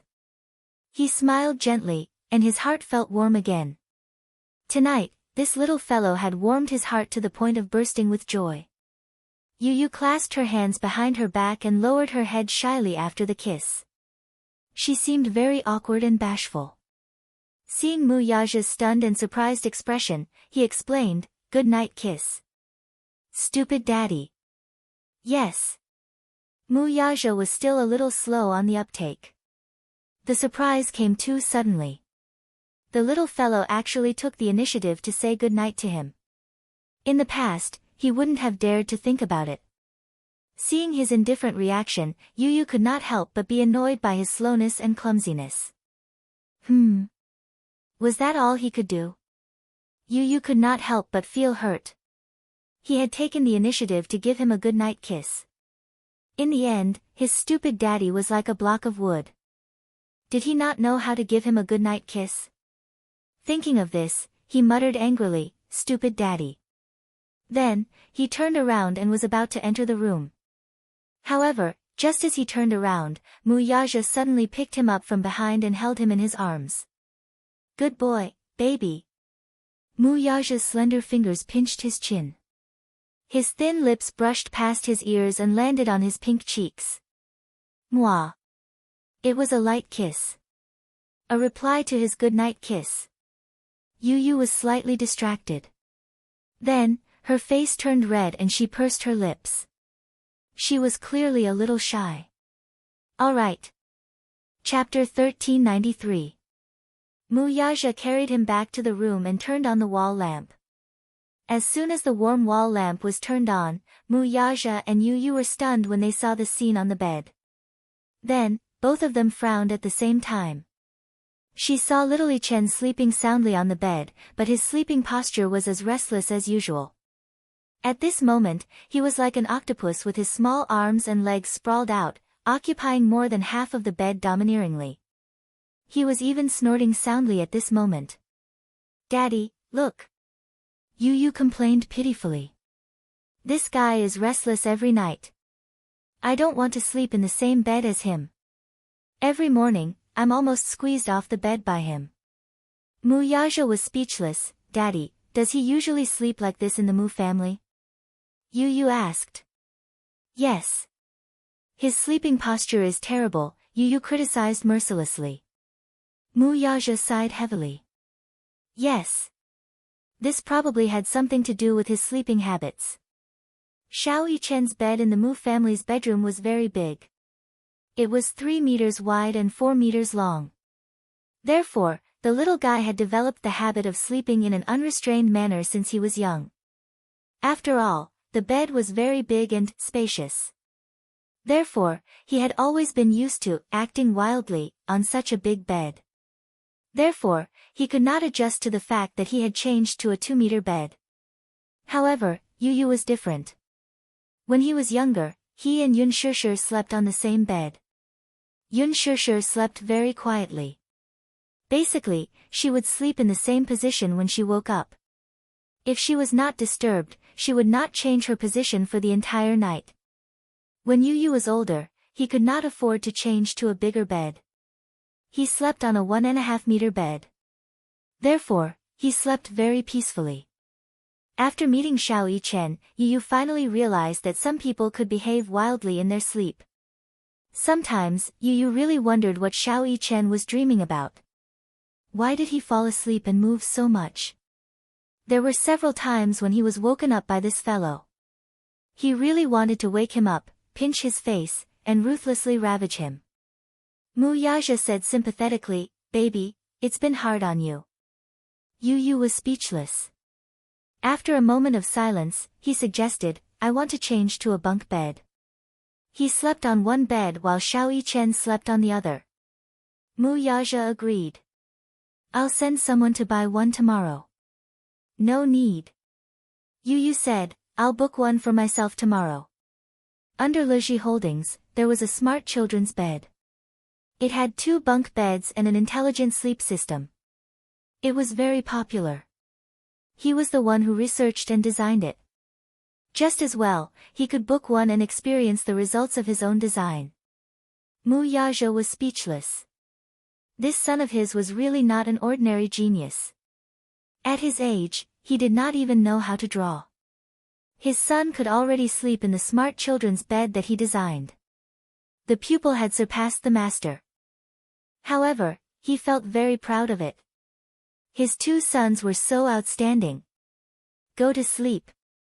Mu Yaja carried him to the bed and covered him with a blanket. Yu Yu glanced at Xiao Yichen, who had been chased to the side by Mu Yaja. His disdainful expression softened slightly. "Daddy, you have to sleep early too," he said softly. Mu Yaja smiled and walked to Xiao Yichen's side. He also planted a goodnight kiss between his brows. When he left the room, he turned off the lights and closed the door. He went to the bathroom to wash up before returning to the bedroom. Chapter 1394. At this moment, it was already late into the night. It was pitch black outside the window. There were no stars in the sky, only the bright moon was gradually covered by dark clouds. There was a light lamp at the head of the bed. He walked over and looked at the person on the bed. She was sleeping soundly. There were traces of someone gently twisting the blankets. Thinking about it, Yu must have come in just now and twisted the blankets for her. This considerate little guy always hid his gentleness in the bottom of his heart. If this blissful little woman knew that her son had silently done so much for her, she would definitely be touched. However, Yu had never let her know. He had always hidden this gentleness behind her back, silently protecting her in a place where she could not detect it. Mu Yaja got onto the bed. He leaned forward slightly and pulled her into his arms. His movements were extremely gentle and careful, afraid that he would disturb her. He placed her head on his arm and stroked her cheek with his fingers. Mu Yaja lowered his gaze and looked at her face. At this moment, the person in his arms was sleeping quietly. Her gentle and quiet sleeping face was as warm and peaceful as the years in the world. When she was quiet, the beauty of her face became even more flamboyant. However, this flamboyance didn't reveal its sharpness. It wasn't dazzling, but it was docile and quiet. Occasionally, one would catch a glimpse of her beauty and realize that there was a shocking charm hidden in her beauty. In that instant, even his heartbeat uncontrollably calmed down. He was afraid that if his heartbeat became stronger, it would disturb her in her sleep. Hugging her in his arms, he felt a sudden surge of emotion in his heart. That was, he wanted to present the most beautiful treasure in the world to her and give it to her. However, on the other hand, he felt conflicted. Wasn't the most beautiful treasure in the world sleeping quietly in front of him right now? Perhaps, in his eyes, there was no treasure in the world more precious than this. Yu Yu's words suddenly rang in his ears. In my eyes, Mommy is the most beautiful treasure in the world. Mommy is the most beautiful gift given to me by God. Even if I have to become the enemy of the world, I will protect her to the fullest. If you love her, please treat her well. Lest she wander about in misery, lest she have no one to rely on. All right. Mu Yaja could not help but ask. I will definitely take care of you properly. He nodded slightly and whispered gently into her ear, Sure, I'll pursue you, okay? His question was gentle and quiet. However, in her sleep, she would not respond to him no matter what. Mu Yaja's lips curled into a smile as he turned off the wall lamp and pulled her into his embrace. Holding her in his arms, he fell asleep in a soft dream. When Yun Shishir woke up in the morning, it was already dawn outside the window. However, due to the heavy curtains, the room was dimly lit. She opened her eyes and saw Mu Yaja's peaceful sleeping face. Her heart froze, but at the same time, she felt exceptionally warm. She didn't know when he came back, nor did she know when he fell asleep. He must have gone to bed very late. He hugged her shoulders, and his palm quietly rested on her waist. His thick weight made it easy for her to feel the warmth from his palm. The happiest thing in life was to wake up with you. In the morning, the first thing she saw when she opened her eyes was him. How wonderful! Chapter 1395. Yun Shishir woke up, but she did not get up. She just quietly nestled in his arms and looked at him. She was surprised to find that this man was especially good-looking when he was asleep. When he was awake, he was the pride of the heavens and the elite of the empire. He shone brightly, as if he was the reincarnation of the emperor. His eyes were handsome, and his body was sharp. His exquisite features were arrogant and sharp. It was as if all the darkness had nowhere to hide when he opened his eyes. However, when he was asleep, his sharpness was restrained. He was quiet and deep. His eyes were gentle and his handsome features were different from his usual radiance. They were extremely gentle. Yun Shishir's gaze fell on his sexy thin lips. His lips were very thin, and his lips were arrogant and even a little sharp. She could not help but reach out and touch his lips with her fingertips. Her fingertips traced the line of his lips and carefully traced the shape of his lips. It was said that people with thin lips were fickle in love. Yun Shishir pursed her lips slightly. She felt that this was simply a fallacy. However, in her heart, this man was extremely affectionate, even loyal. Yun Shishir looked up and her gaze fell on his eyes again. When he was asleep and his eyelids were closed, she could see his deep eyeliner and his thick and long eyelashes. His eyelashes were ridiculously long and his eyelashes were very deep. She finally understood who Yu Yu had inherited his beautiful eyelashes from. Usually, when he opened his eyes, he gave people the feeling that his gaze was very deep, extremely evil, and breathtaking. It turned out that he had a pair of deep eyeliner like Yu Yu and Xiaoyi Chen. Especially his eyelashes that were like the feathers of a black phoenix. They were so beautiful that even gods and men would be envious of them. So much so that she was a little jealous. Why did the heavens dote on him so much and mold him to be so perfect? However, on second thought, it was all thanks to the heavens that they loved him so much. Yu Yu and Xiao Yichen had inherited his excellent genes. When she thought of this, she instantly felt satisfied. Yun Shishir secretly reached out and fiddled with his eyelashes. From time to time, she would pinch them between her fingers and gently stroke them. It's very thick. She was like a naughty kitten, lazily nestled in his arms, lazily playing with his eyelashes. She seemed to be enjoying herself. In his sleep, Muyaja's brows were slightly furrowed, as if he was annoyed. He subconsciously reached out and swatted her little hand away. She was unwilling to give up. When he was deep in sleep, she reached out her hand and played with his eyelashes. Her fingers then moved to his eyebrows and carefully rubbed them. Her fingertips then fell between his eyebrows, trying to smooth out the wrinkles between his eyebrows. Why did the men here look so serious even in their sleep? Why did they always frown? She rubbed it carefully, trying to smooth out his furrowed brows. All of a sudden, Muyaja opened his eyes. He raised his eyelids and his deep pupils shone with the light of awakening. She was instantly embarrassed. "You're awake." Could it be that he was woken up by her disturbance? She furrowed her brows in annoyance and bit her lip. Her movements were very gentle. Little did she know that this man had always been a light sleeper. Even the slightest movement would wake him up easily.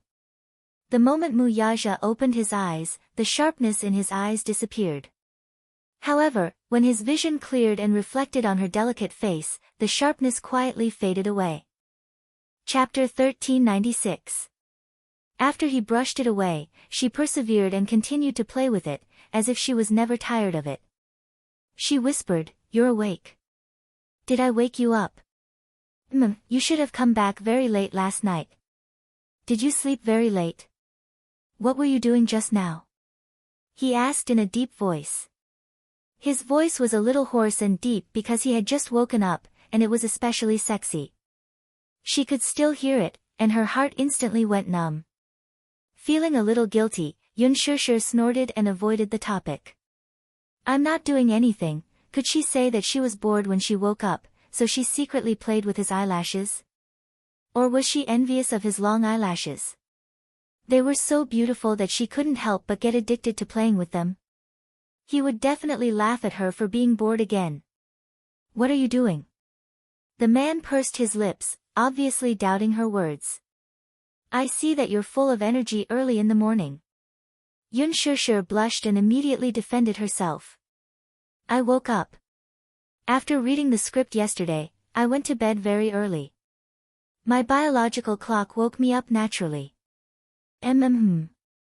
So? Muyaja raised his good-looking brows.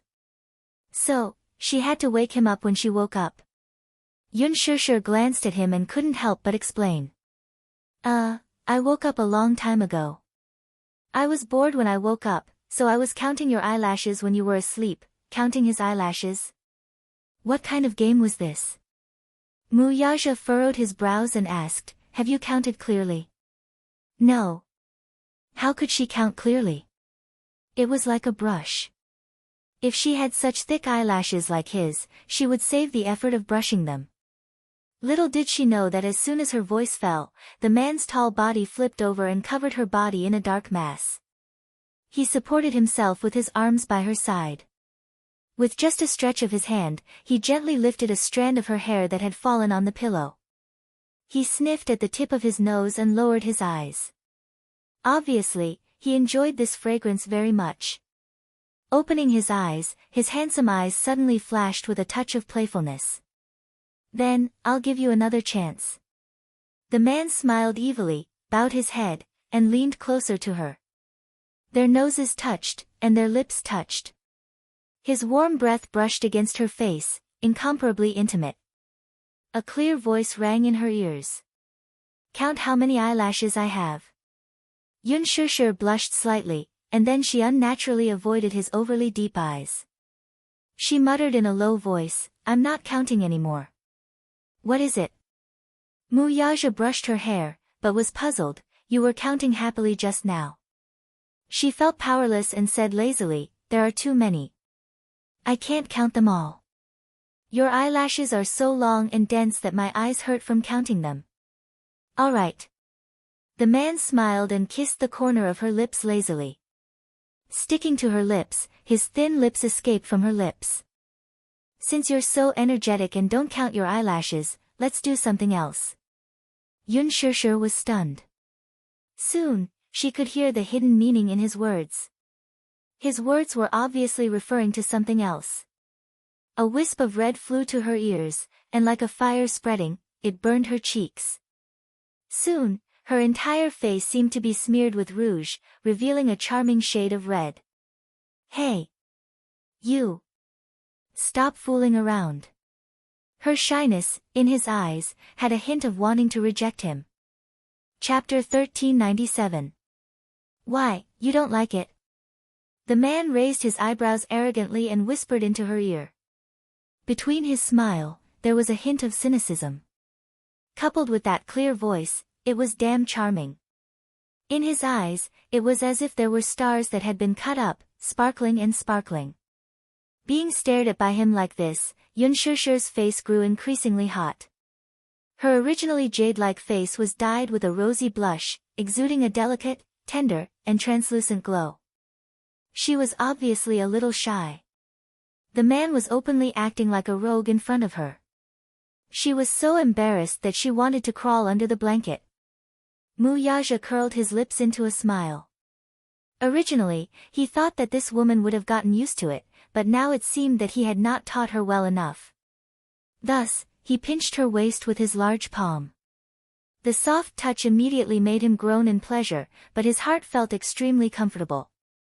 He was very satisfied with this soft touch, so he planned to do some morning exercises that were beneficial to his body and mind in this beautiful morning. While he was thinking about this, his hands had already begun to move. He skillfully stripped off her underwear and bent down to cover her cherry lips. This kiss seemed to have been premeditated for a long time. Nestled in her embrace, that pink little mouth opened and closed as if it was a silent invitation, luring him in. His heart had been itching for a long time, so when he lowered his head to look at her, it was as if he had found a prey to aim at. He stared fixedly at those pink pouty lips and pressed down on her. However, many erotic images flashed past his mind. As a man, he always had many erotic fantasies towards the woman he loved. Mu Yaja was the same.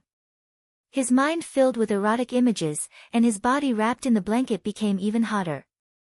Even though they were separated, the changes in his body were obvious. When Yun Shishir felt the heat, her heart suddenly beat like thunder, and her face felt as if it was cooked. He peeled off her pajamas and pressed his lips against hers, delicately embellishing her lips.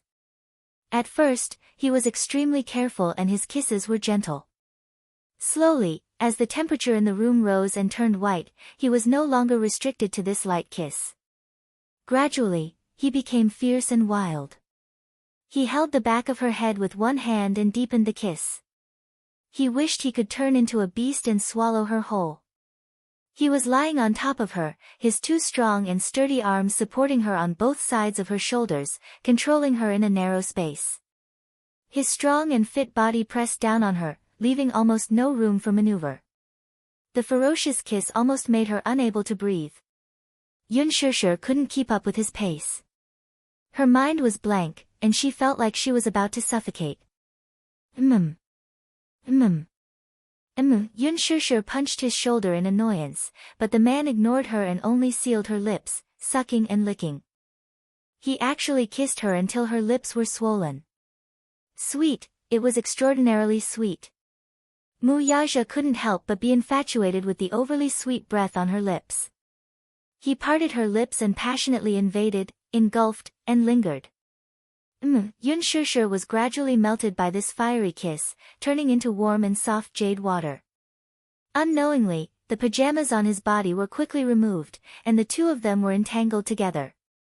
He possessed her. Chapter 1398. For a moment, the room was filled with the charms of spring as the temperature rose rapidly.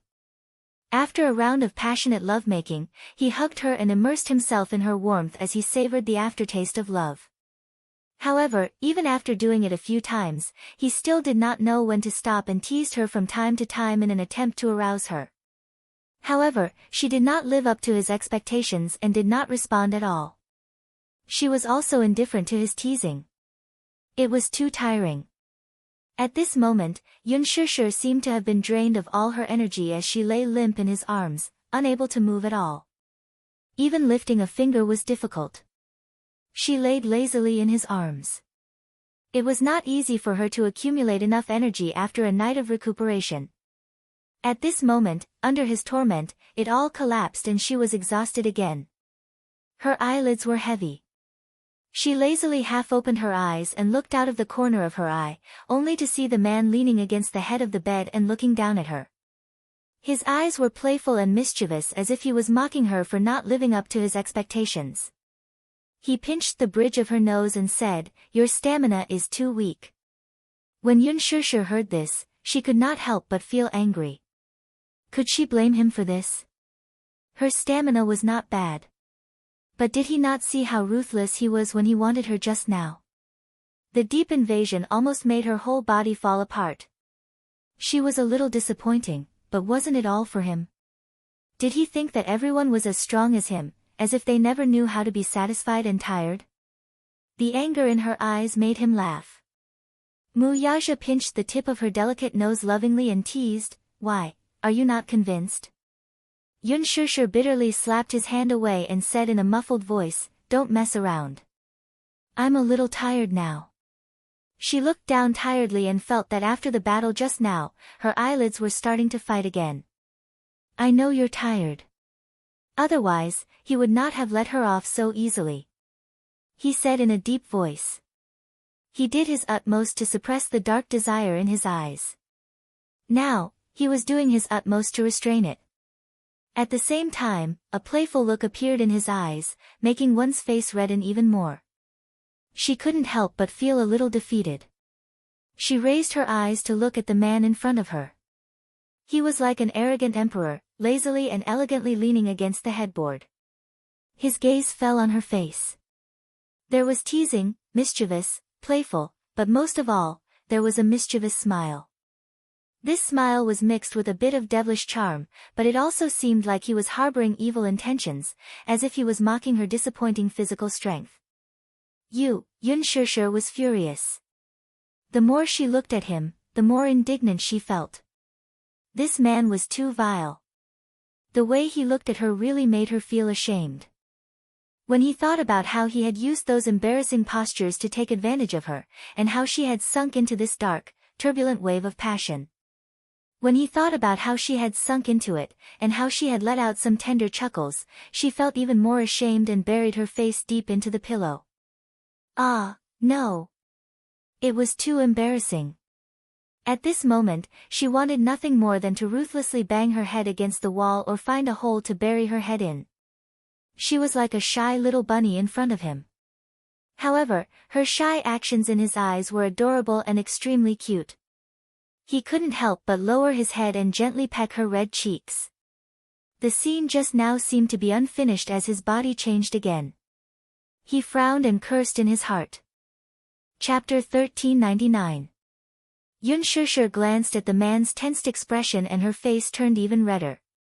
She muttered, "What a horrible man."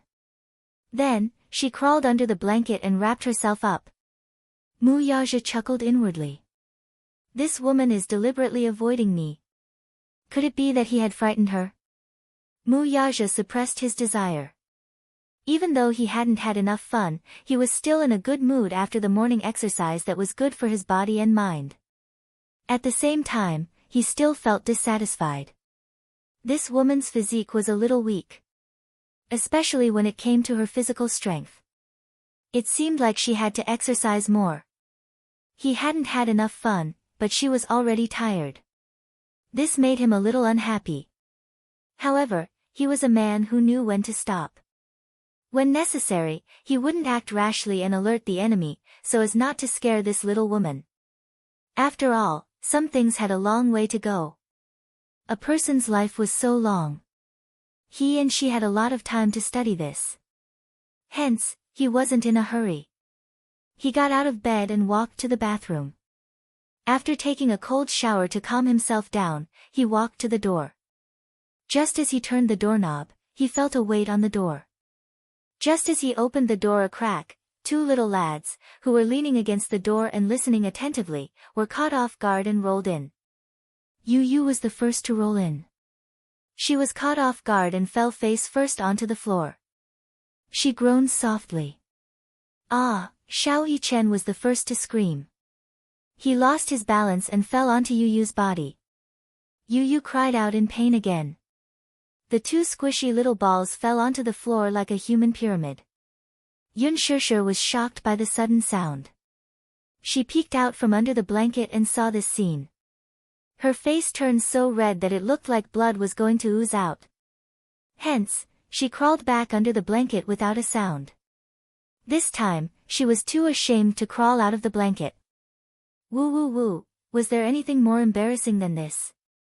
Yun Shishir wanted to cry but had no tears. At the same time, he was secretly annoyed, but at the same time, he was worried about when these two little fellows had been hiding outside, and whether they had heard anything. The two little fellows were still so young. They wouldn't learn anything bad, right? Mu Yaja also seemed to have not expected this. He was stunned in place, and his handsome face darkened. A storm was coming. He had never thought that these two fellows would actually be eavesdropping outside the door, and even let him catch them red-handed. What happened? He questioned in a deep voice, but there was a trace of unhappiness in his words. Xiao Yichen's ears perked up. As soon as he heard Mu Yaja's unfriendly tone, his little face paled. He knew that he had done something stupid. It's over. He seemed to have made Daddy unhappy. Xiao Yichen awkwardly got up from Yu's body and stood up helplessly. He lowered his head and clasped his hands together nervously, not daring to look up at him. Daddy, he called out timidly and weakly. His voice was as soft as a mosquito's buzzing. It was obvious that he knew that he had done something wrong and was extremely ashamed. Mu Yaja's gaze was cold and intimidating, and his face was filled with anger. What are you doing? Xiao Yichen could not answer. He nervously tugged at the corner of his shirt, looking like a timid little deer. Chapter 1400. Xiao Yichen didn't know how to answer, so he glanced at the ground for help. In the end, he saw Yu lying on the ground motionlessly, pretending to be a corpse. Xiao Yichen was speechless. Yu's behavior was a classic example of betraying a teammate. At this moment, the little guy kept telling himself that he was just passing by and didn't know anything, he was innocent. It was definitely not the right time to stand up and laugh it off. Since he was unfortunately discovered, Yu had his own tricks up his sleeve and would be able to escape this ordeal. Mu Yaja glanced at the corpse on the ground and his lips twitched. Then, he stretched out the tip of his foot and gently kicked his round little butt. Duang, he said, get up. Yu remained motionless, lying face down on the ground and ignoring him. No reaction. No reaction at all. Mu Yaja raised a brow as his heart skipped a beat. He was suddenly a little worried. He remembered that Yu was the first to rush in and fell face down. Xiao Yichen, who followed closely behind, fell on top of him and pressed him down heavily. He didn't know if it hurt him or not. Mu Yaja squatted down and stretched out his hand to pinch his cheeks. Then, he picked up little Munchkin, who was lying limply on the ground, and turned him over. At a glance, Mu Yaja saw that his forehead was red from kowtowing. It seemed to be bruised. Little Munchkin lifted his head and opened his eyes innocently. He blinked and his eyes were misty. He seemed to be in pain from the fall. When he blinked, a crystal-clear teardrop rolled down his cheek. Daddy, it hurts, little Munchkin called out softly. Coupled with his innocent eyes, he looked at Xiao Yichen with grievance and resentment. Mu Yaja immediately lost his temper. Xiao Yichen, who was standing at the side, was so shocked that his mouth was wide open. Was this even possible? Feeling wronged, Yu Yu pursed his lips and retorted, "Daddy, why did you suddenly open the door?" "I lost my balance and fell." Mu Yaja felt wronged. "Who told you to eavesdrop outside the door?" he couldn't help but say in displeasure. Sob, Yu Yu clutched her chest in agony, as if she had been wronged.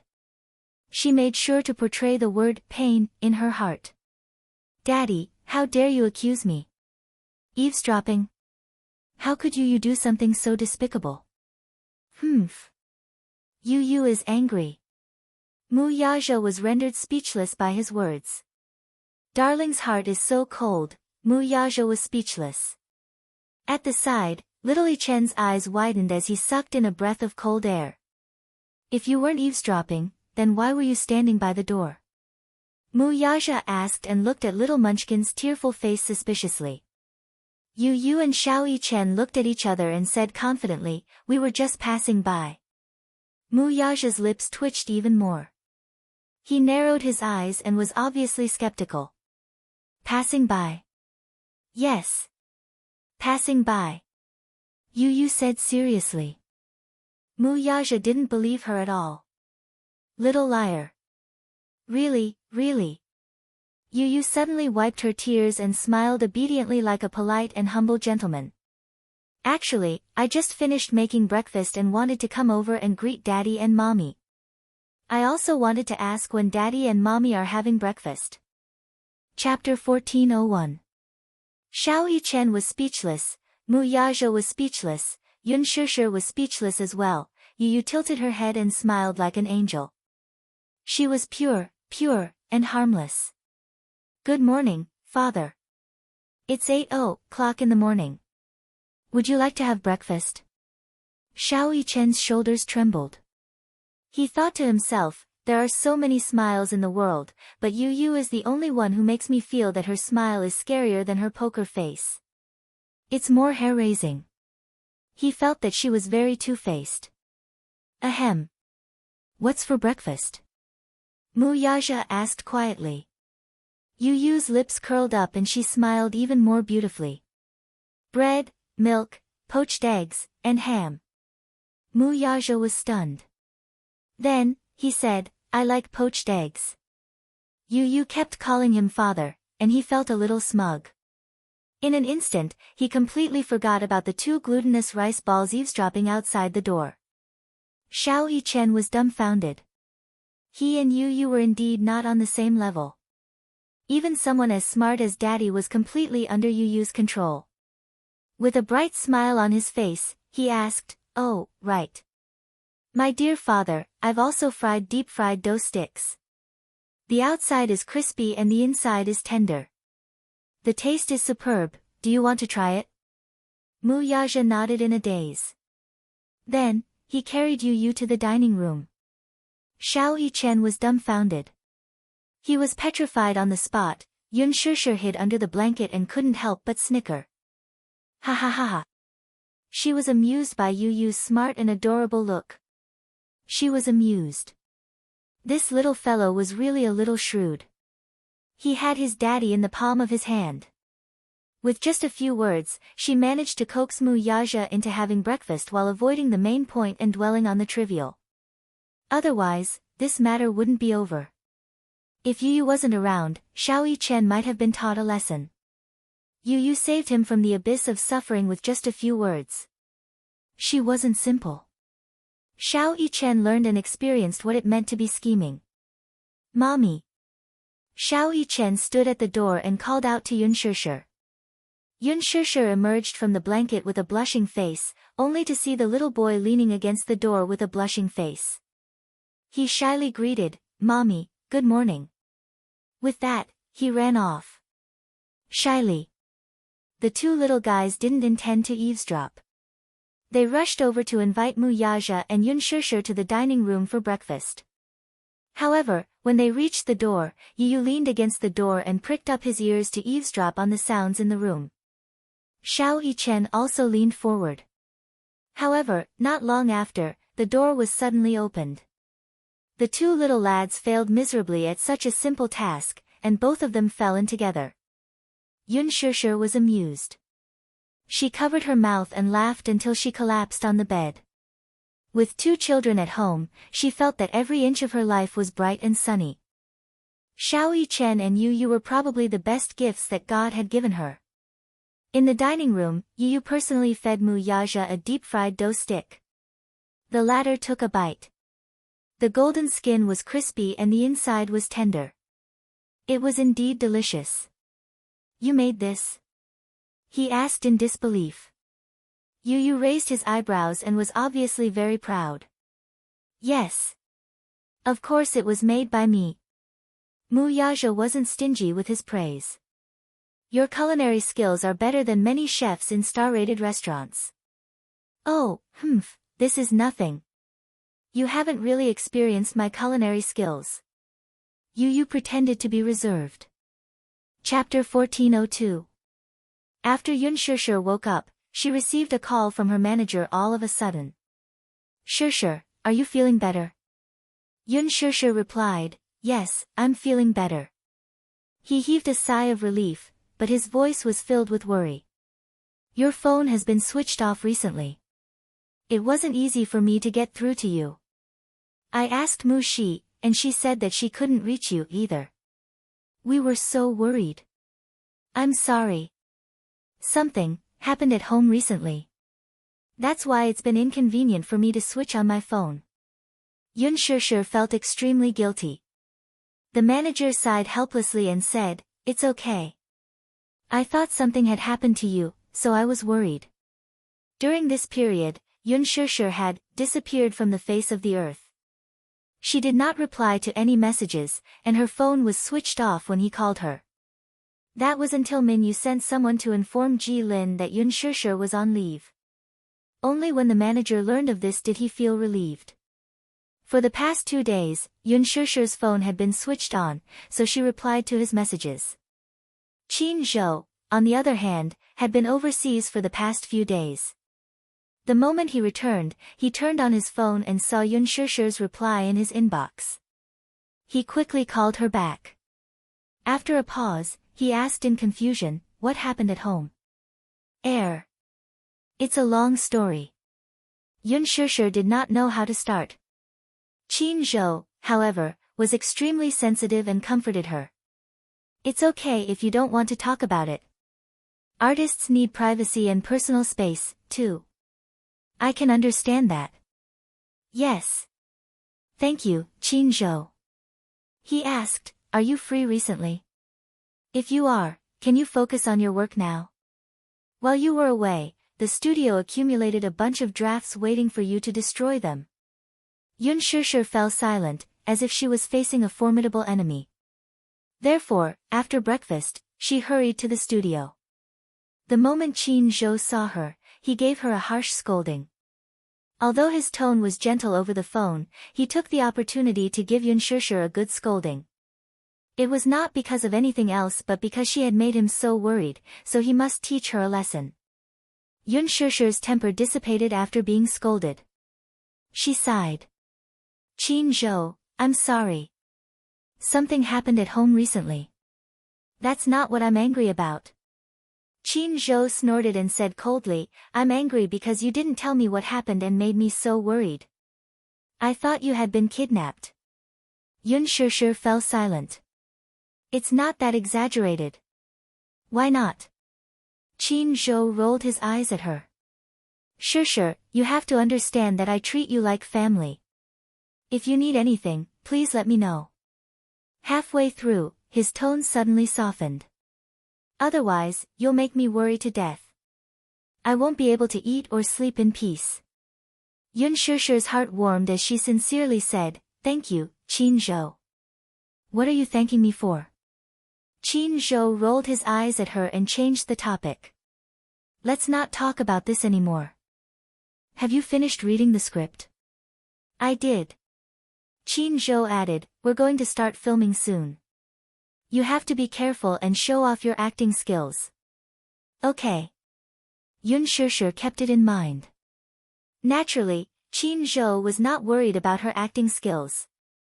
Yoon Shusher's acting was not a problem for her to play the leading role in the production of Lethal Beauty. Oh right, do you know who the male lead of Lethal Beauty is? I don't know, Yoon Shusher shook her head blankly. Chin Zhou said, the first young actor in ancient costumes and the hottest young actor in Huanyu right now, Hua Jin. Chapter 1403. Hua Jin. Yoon Shusher took half a second to react. This name sounds familiar. Chin Zhou rolled his eyes helplessly. Sister, can you be more careful and take more remedial classes? Hua Jin is in the limelight now, okay?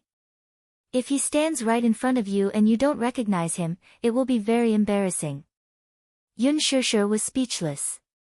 Chin Zhou glanced at her and added, besides, Hua Jin's background isn't as simple as it seems. So you have to be more careful. Stay away from him on set and don't get too close to him. Yoon Shusher did not ask too much. She just followed whatever Chin Zhou said and did not ask why he said that this Hua Jin was not a simple person. She only thought that since Chin Zhou asked her to be more careful and avoid him, he must have his reasons. She just had to be obedient. Chin Zhou nodded in satisfaction. He especially liked this about Yoon Shusher. No matter what he arranged or ordered her to do, she just did it obediently and rarely asked why. Even if she did, it was just a question out of curiosity. She never protested. She was a very obedient artist. She was very docile and did not have any sharp edges. In fact, she was probably the artist he had taken over the most. There were not many obedient artists in the entertainment industry. This showed that Yoon Shusher had a lot of trust in him. He was very touched by this. Chin Zhou gave her some instructions. Hence, he asked her to wait for the makeup artist in the office. There was an exclusive interview with a fashion magazine in the afternoon. She was going to be interviewed and shoot a set of blockbusters. Yoon Shusher nodded obediently. Chin Zhou went out. He had an appointment with a producer. There was a hit drama in the middle of filming and they were still short of a supporting role. Hence, he wanted to insert Yoon Shusher into the cast so that she could be recognized. Although it was a supporting role, no matter how small a mosquito was, it was still meat. More importantly, this hit drama had a good reputation. The ratings for the second part of the drama were still shocking and it was firmly in the top 2 spots in the charts. One had to know that many popular dramas would lose their popularity by the time the second part was filmed. The main point was that this hit drama was being filmed and broadcast at the same time. After filming this episode, after 2 weeks of post-production, it would be broadcast on TV. Chin Zhou naturally had his reasons for making such arrangements. Previously, Yoon Shusher had become popular mainly because the team of The Green Apple had promoted her on Weibo by publishing behind-the-scenes footage. However, now that the filming of The Green Apple was completed and it was in post-production, there would be a long period of silence. Therefore, Chin Zhou naturally had to use some means to get some exposure for her. It was a good choice to play a supporting role in this popular drama. Most importantly, this supporting character's persona was very good at eating. If Yoon Shusher could get this opportunity and participate in it, it would definitely increase her exposure. Of course. He was determined to win this negotiation. Therefore, he gave Yoon Shusher a few instructions and left in a hurry. Yoon Shusher stayed in the company to memorize the script. There was an exclusive interview in the afternoon with Bazaar Fashion. Hence, Bazaar naturally arranged for their own makeup artist to do her makeup. At noon, the makeup artist arrived. Yoon Shusher saw a fashionable face. "Hello, I'm Andy, the chief stylist of Bazaar Fashion." Andy smiled at her, revealing a bright but stiff smile. Chapter 1404. Yoon Shusher furrowed her brows and unwillingly reached out her hand to shake hers. However, the moment she held Andy's outstretched hand, she felt her grip tighten. Her grip was so strong that it almost deformed her hand. Yoon Shusher instinctively flung her hand away. Looking up, she frowned and looked slightly unhappy. She felt that the smile on Andy's face was extremely stiff and didn't seem very friendly. However, this was only their first meeting. Why did she feel that Andy's gaze was filled with hostility? What's the matter? Andy saw that her expression was slightly cold and couldn't help but laugh. Yun Shusher, your attitude doesn't seem very friendly. You're shaking my hand too hard. Yun Shusher paused and pursed her lips. You're hurting me. However, Andy laughed and looked her up and down. She said in a neutral tone, I didn't expect that a newcomer who just debuted would put on such airs. Were you acting like a big shot in front of me just now? Forget it, there's no need for that. Acting like a big shot. Yun Shusher was stunned for a moment and quickly reacted. This arrogant stylist in front of her was mocking her. It looked like this stylist wasn't very friendly to her. Even though she didn't understand why this person called Andy had such a hostile attitude towards her. She spoke in a neutral tone and was so sarcastic. They were meeting for the first time, but she acted as if they were enemies. Was she crazy? Did she have a grudge against her? Or had she offended this person in the past and she couldn't remember? Yun Shusher quickly brushed off her humiliation with a smile and coldly said, even if you want to act like a big shot, you still have to look at your capabilities. Your words are too much. Yun Shusher's words were very public and there wasn't anything wrong with her wording. However, when it came to Andy, she seemed to be deliberately twisting her words. She snorted coldly and said in a mocking tone, Capital. You're a newcomer, what capital do you have to act like a big shot? TSK. Yun Shusher, I've been in the industry for so long and you're the smallest celebrity I've ever worked with.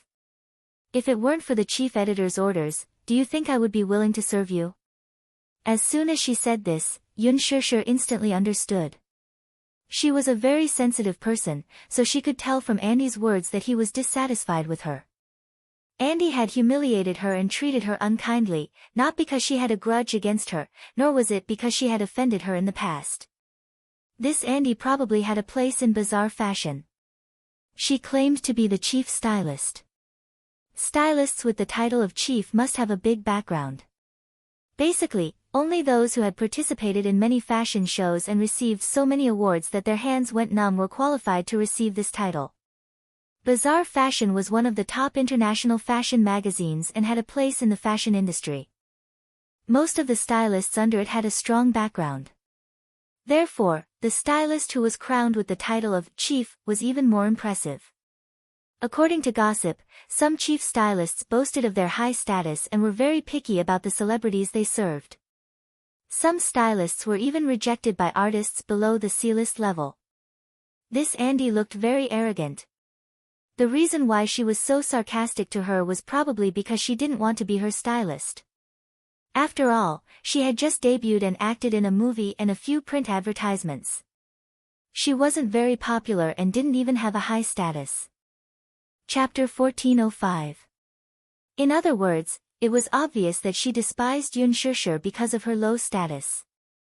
Yun Shusher's guess was correct. The reason why Andy was so hostile towards her was because she was unwilling to be the stylist of such a low-status artist. A newcomer who had just debuted could not even be considered a C-lister. Although she had been popular on Weibo for a while because of the hype created by the production team, she did not have a substantial reputation. After all, one's status was not determined by how popular one was on Weibo. It was determined by one's net worth.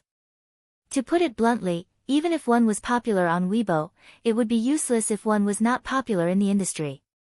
Yun Shusher's current salary was only 5 figures for a single episode.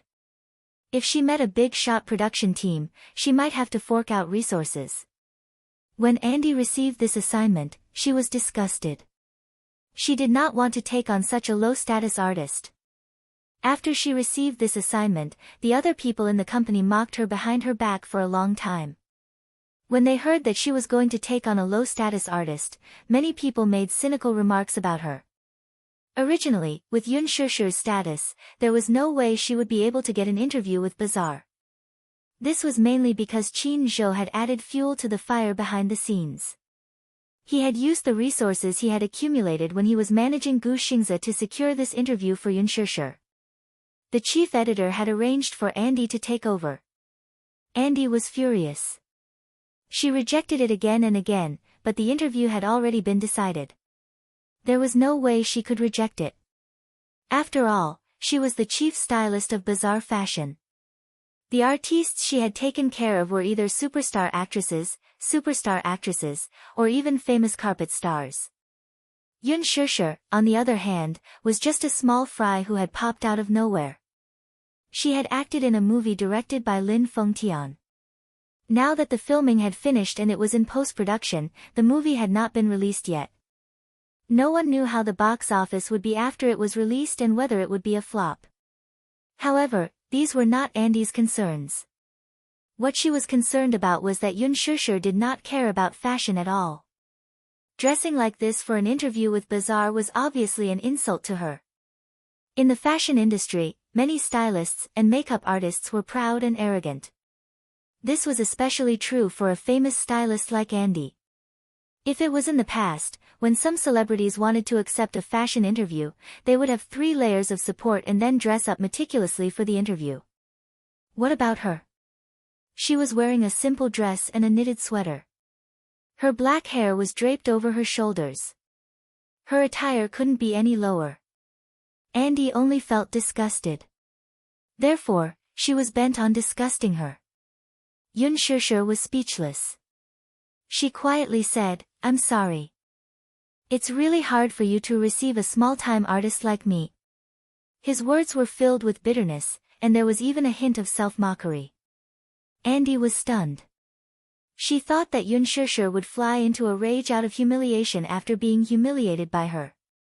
In the end, she didn't seem to be angry, nor did she retort. Instead, she went along with her words and made a self-deprecating joke. Andy instantly lost his temper. What else could she say when the other party had already claimed to be a lowly celebrity?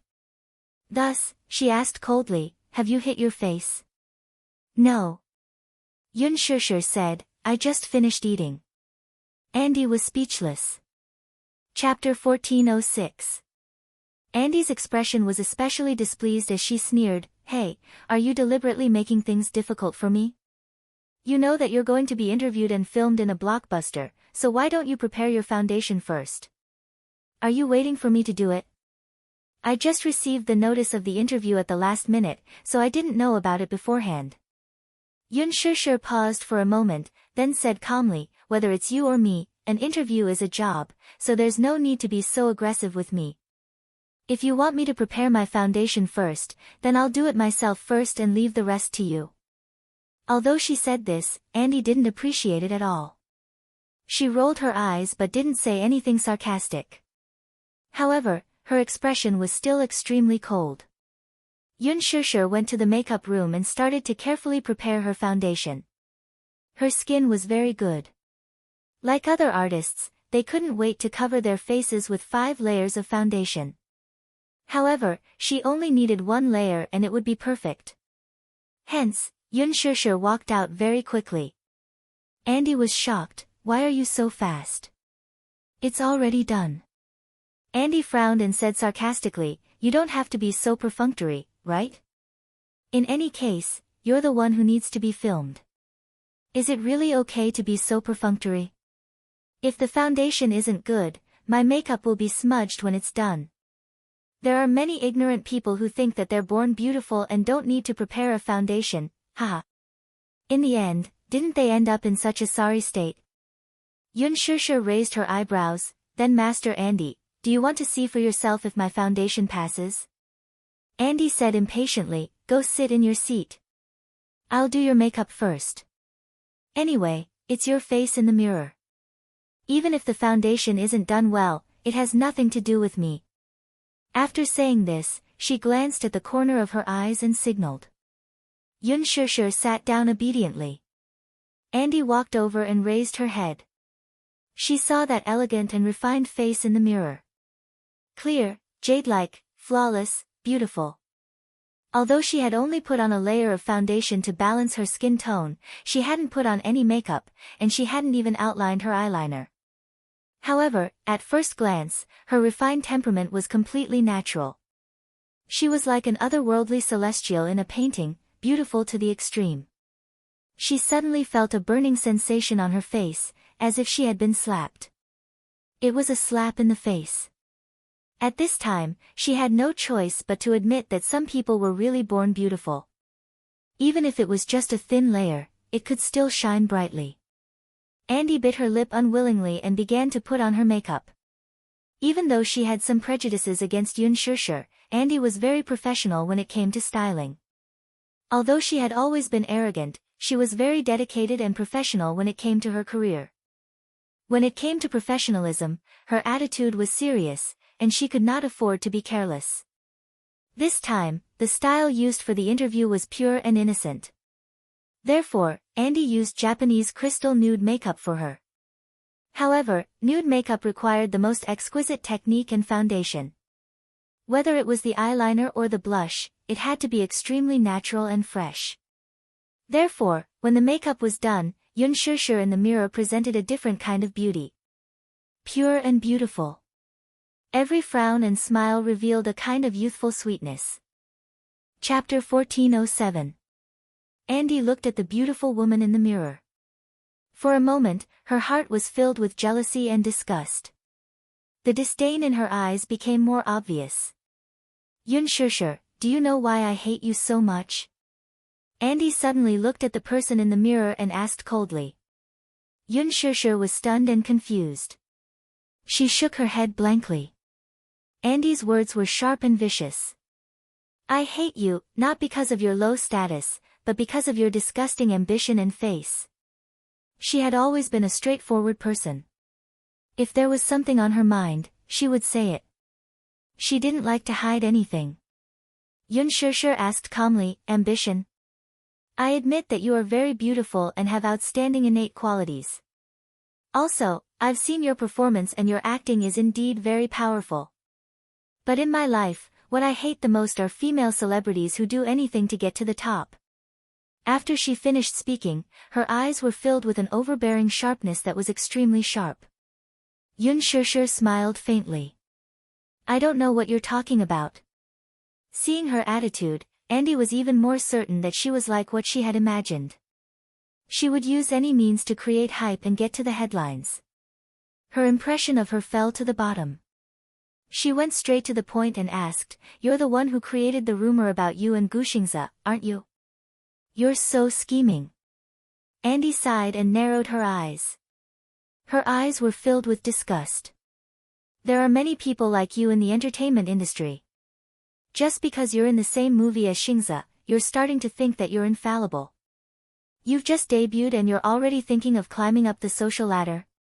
Recently, the rumor about you and Shingza has been spreading like wildfire. I think you must have taken a fancy to Shingza's unshakable popularity and used it to create hype for yourself. Moreover, you shamelessly tied yourself to Shingza to get to the top. How can you be so disgusting? From the beginning to the end, Yun Shusher only looked at her calmly. After listening to her in one breath, she suddenly smiled. You don't have to be so agitated, do you? Yun Shusher looked at her through the mirror and suddenly smiled, but exposed her. You're so excited. You must like Shingza, right? Andy's face turned red as she angrily rebuked, don't talk nonsense. Is that so? Yun Shusher, however, smiled with interest. But, I see that you're so excited. If I didn't know, I would think that I stole your boyfriend. Shut up. Andy flew into a rage out of humiliation. Don't make wild guesses. I don't treat Shingza the way you described.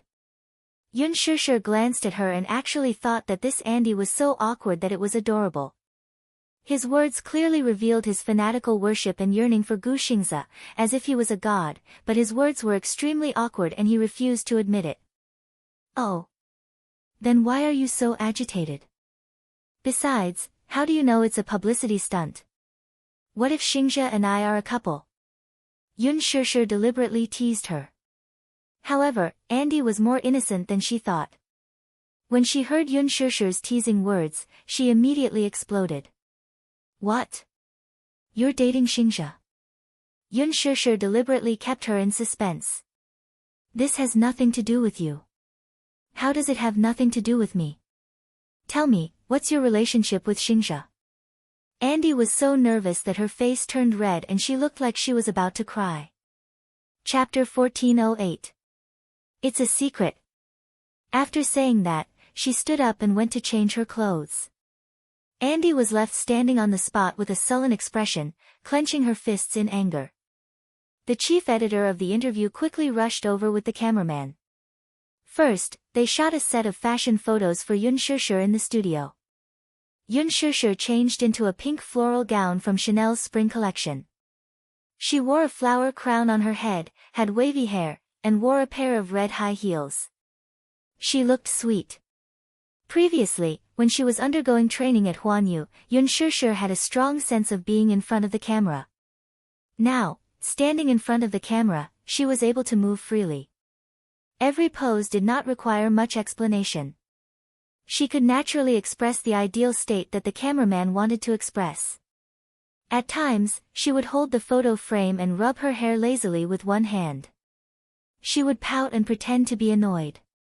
At times, she would hold a lollipop in her hand and widen her beautiful eyes in surprise. She looked playful and cute. At other times, she would lean lazily against the wall, her curly hair slanting over her round shoulders and the corners of her eyes slightly curved. The cameraman took a few sets of shots in a row.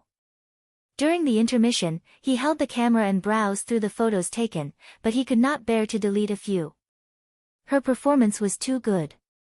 She was blessed with beauty and performance. At this moment, only one word came to his mind. God's favorite.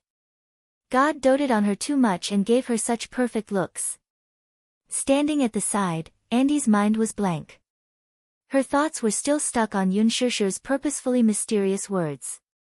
What if Xingzhe and I are a couple? What does that mean? What is her relationship with Gu Xingzhe? Are they really a couple? That's impossible. Gu Xingzhe was famous in the industry for keeping women at arm's length. He was quite cold and ascetic. There were almost no women around him. Apart from some groundless rumors, most of them were created by the women. He was a rare and high-quality idol. Many people in the industry even suspected that he was gay. So much so that after so many years in the industry, almost every woman who acted with him had a clean relationship with him. This was simply a wonder in the industry. However, when Andy thought about it, he was stunned. Xingzhe had been involved in a few scandals, but they were all created by the woman. In the end, Gu Xingzhe's studio came forward to clarify the matter. However, this time, Gu Xingzhe's studio did not do anything about the scandal with Yun Shishir. Instead, they cooperated with Yun Shishir's team to hype up their relationship. This would have been impossible in the past. With such an ambiguous attitude, it was hard not to think of something. Could it be that what Yun Shishir said was true? Was she really dating Gu Xingzhe? Andy's eyes shone as she looked at Yun Shishir, who was in the studio, continuously matching the photographer's style. The sweet and gentle smile on her face was clearly that of a woman deeply in love. Could it be true? Andy's heart skipped a beat, and he began to fidget. In fact, the reason why she was so concerned about this problem was that she had been in love with Gu Xingzhe for a long time. From the first time she met Gu Xingzhe, she was infatuated with this aloof and handsome man and regarded him as her Adonis. Chapter 1409. Andy had silently supported him since he was a popular young actor when he first debuted to the current popular Heavenly King. But now, the man she could only wish for was actually in a relationship with another woman. She was naturally upset. Bazaar fashion editor, did you accept the role of the Green Apple by chance or coincidence? Yun Shishir, at that time, the Green Apple was holding a national audition for the female lead. Coincidentally, I was selected by director Lin and accepted the role. Bazaar fashion editor, which character do you like the most in this script? Yun Shishir, I prefer Yin Shechuan. Bazaar fashion editor, why? What is it about this character that attracts you? Yun Shishir, Yin Shechuan is a very pure character. She is a stubborn person. Love is love. If you love someone, you will give it your all, even if you have to make the whole world your enemy. Her stubbornness and infatuation move me. Bizarre fashion editor, have you read the original novel before accepting the role? Yun Shusher, I have read the original novel. It is very well written. I stayed up late to finish reading it. Bizarre fashion editor, when you read the novel, did you ever think that you would be playing your favorite character one day? Yun Shusher. I didn't think of that. Bizarre fashion editor, compared to reading a novel, how does acting feel?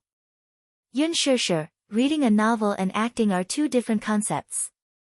When you read a novel, you will be immersed in the world of the novel. You will be influenced by the love and hate entanglements. You will be immersed in it and your emotions will follow the plot closely. However, when you act in a movie, it is different. Every detail had to be carefully grasped. Every emotion had to be placed in the shoes of the character and brought into the plot to enrich it. Bizarre fashion editor, did you do any preparation before filming?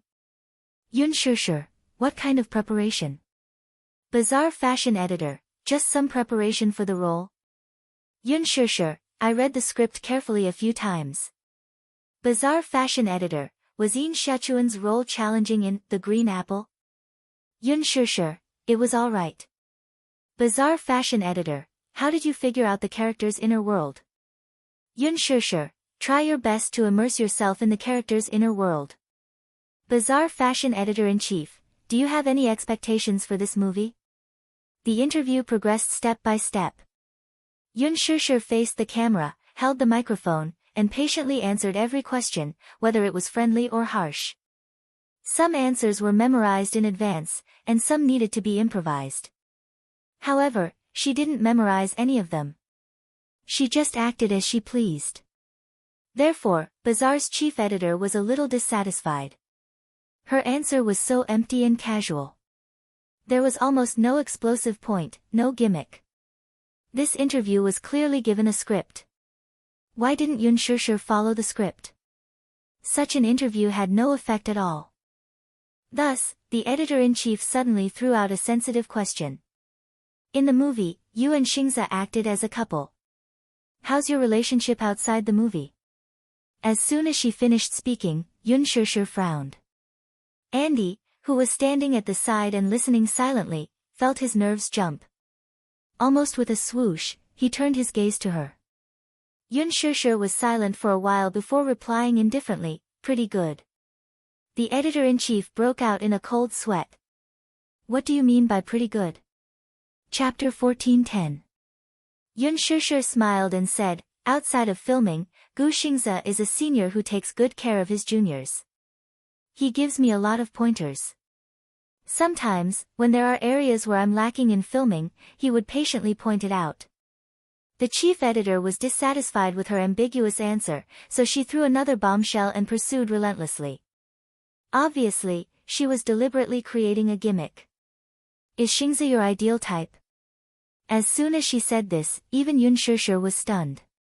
She looked at the chief editor who asked the question and saw the burning desire in her eyes, as well as ambition.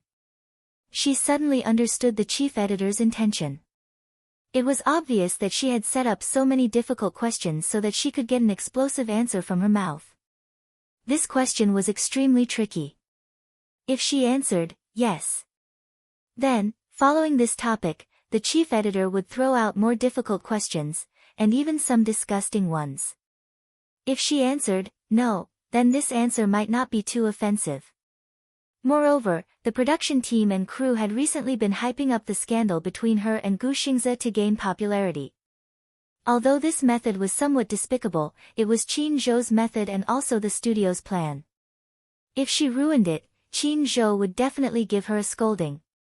Yun Shusher pondered for a moment and then gave an almost impeccable answer. I believe that Xingze is the ideal type in the hearts of many girls. Her answer was so cunning that the chief editor couldn't find any fault with it, let alone find a way to start. Andy, on the other hand, was stunned. She thought that Yun Shusher would definitely use this topic to hype up the scandal between her and Gu Xingze. She didn't expect her to perfectly avoid this topic. She couldn't help but look at Yun Shusher suspiciously. She felt that this person was very strange. She clearly had such a good opportunity to create hype, but she didn't do it. What was the meaning of this? Could it be that she was playing hard to get? The chief editor was obviously very angry, and he continued to throw out one difficult question after another. Then, do you think Xingze is your type? Of course. In the movie, I played Yin Xiaochuan and chased him so hard. Do you think Xingze is a perfect idol? Without a doubt, he is a perfect idol and a respectable senior. The chief editor was once again rendered speechless by her reply. Do you think you're Xingze's ideal type? Well, you'll have to ask Senior Xingze.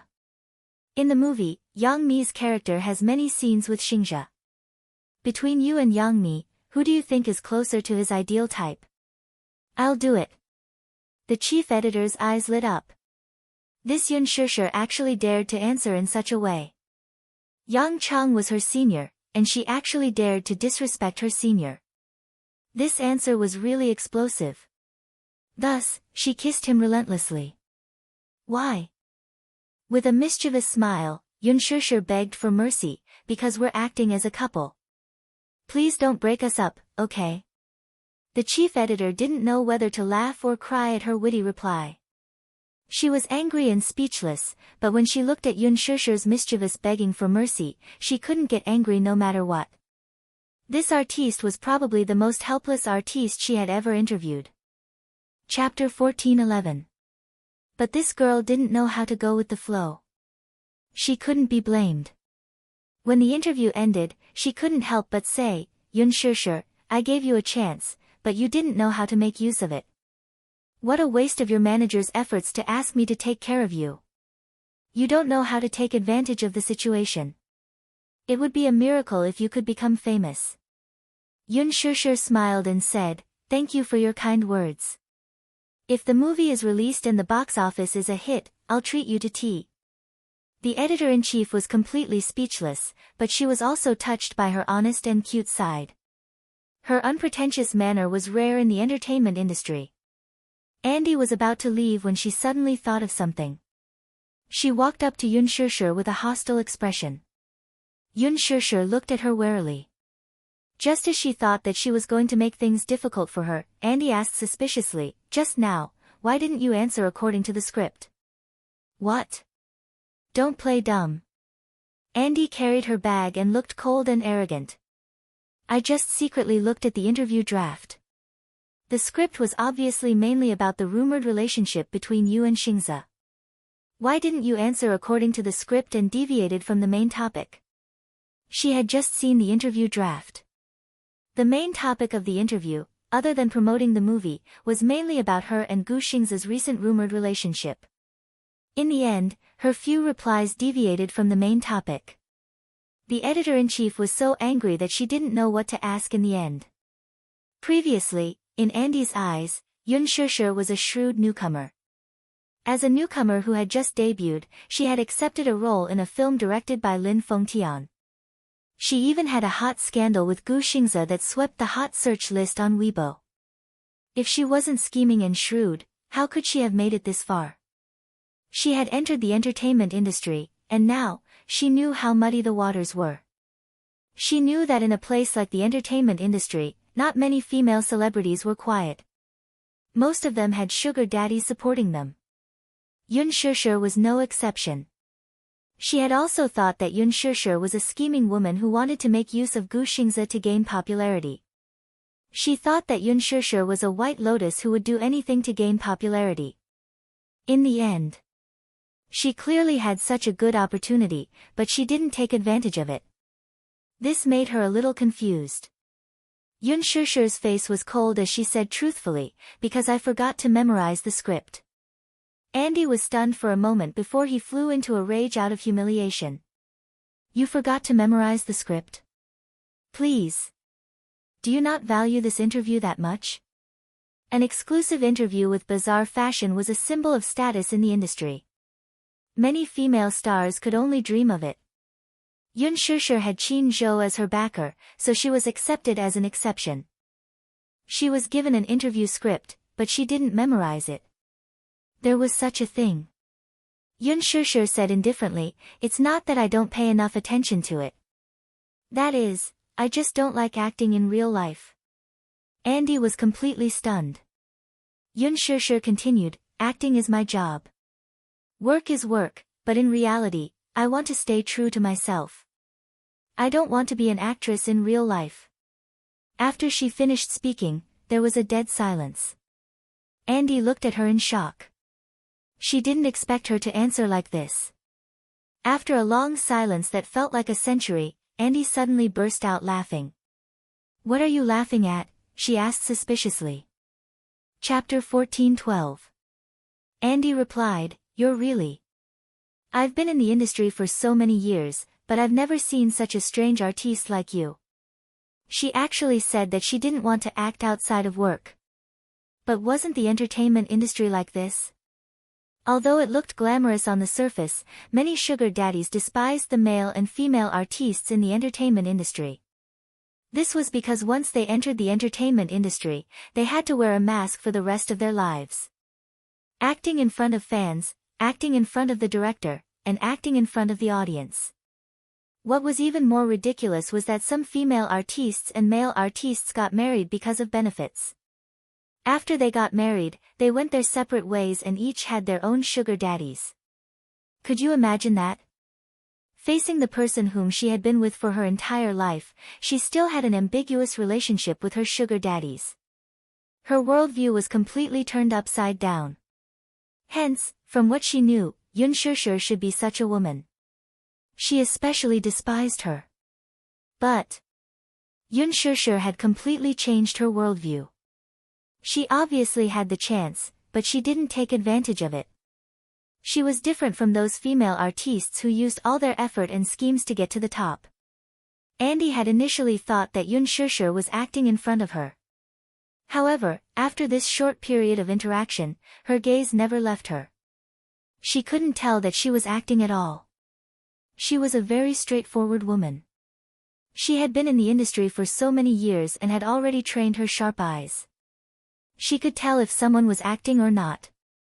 Yun Shishir was a woman who didn't act at all.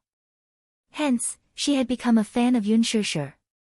Putting everything else aside, just the fact that Yun Shishir didn't bother to use Gu Xingzi to create hype was enough for her to admire her.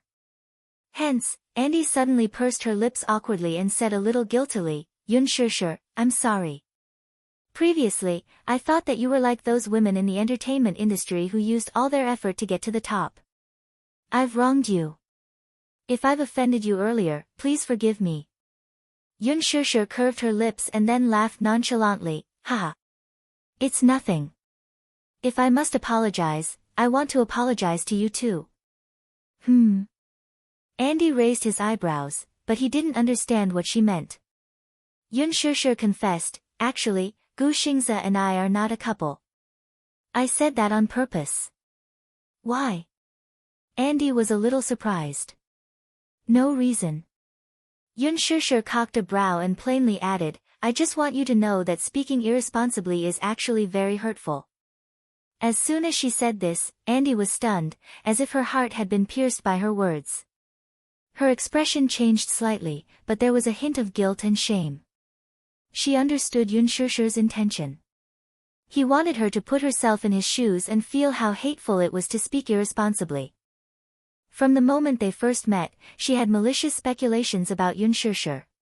She even used sharp and humiliating words to mock, insult, and slander her. Perhaps she couldn't feel how hurtful her words in front of Yun Shishir were. Hence, Yun Shishir deliberately twisted the truth to make her feel uncomfortable. I'm sorry, I shouldn't have said those irresponsible words and maliciously speculated about you. Andy apologized sincerely. She was a magnanimous and straightforward person who spoke her mind. If she was right, she was right. If she was wrong, she would admit it. However, Yun Shishir didn't take it to heart. She shook her head and said, it's okay. We can be friends in the future. Chapter 14:13. She felt that Andy was a good person.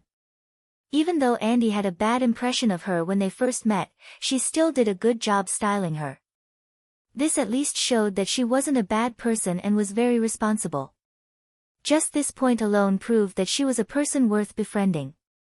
Moreover, after Andy realized her mistake, she apologized sincerely. Yun Shishir was very touched. Yun Shishir reached out her hand to her. Andy lowered his eyes and looked at her deeply. Then, he smiled faintly and took the hand that she offered to him. They held each other's hands tightly. Okay. Before leaving, Andy suddenly asked worriedly, "Are you and Xingzhe really not in a relationship?" Yun Shishir was defeated. She surrendered helplessly. "Please. I never lie. If I'm not, then I'm not. There's no need to lie to you, right? Then, can I ask for some gossip?" Andy leaned closer to her curiously. "Does Xingzhe have a girlfriend?" "I don't think so." Yun Shishir said. "Don't think so?" She was a little doubtful. Yun Shishir said carefully, "I don't think so. At least, she hadn't heard of it. Xingzhe and I aren't that close." Andy nodded. Her face was full of joy and her heart was jumping with joy. Sure, thank you." Andy thanked him from the bottom of his heart. Then, he blew a kiss and left. In the afternoon, Qin Zhou rushed back after receiving a call from Chief Editor Baza. The moment he got back, he gave Yun Shishir a dressing down. "Do you know how hard it was for me to get you Bazaar's resources? Didn't you have interview drafts for you to memorize? Didn't you memorize them?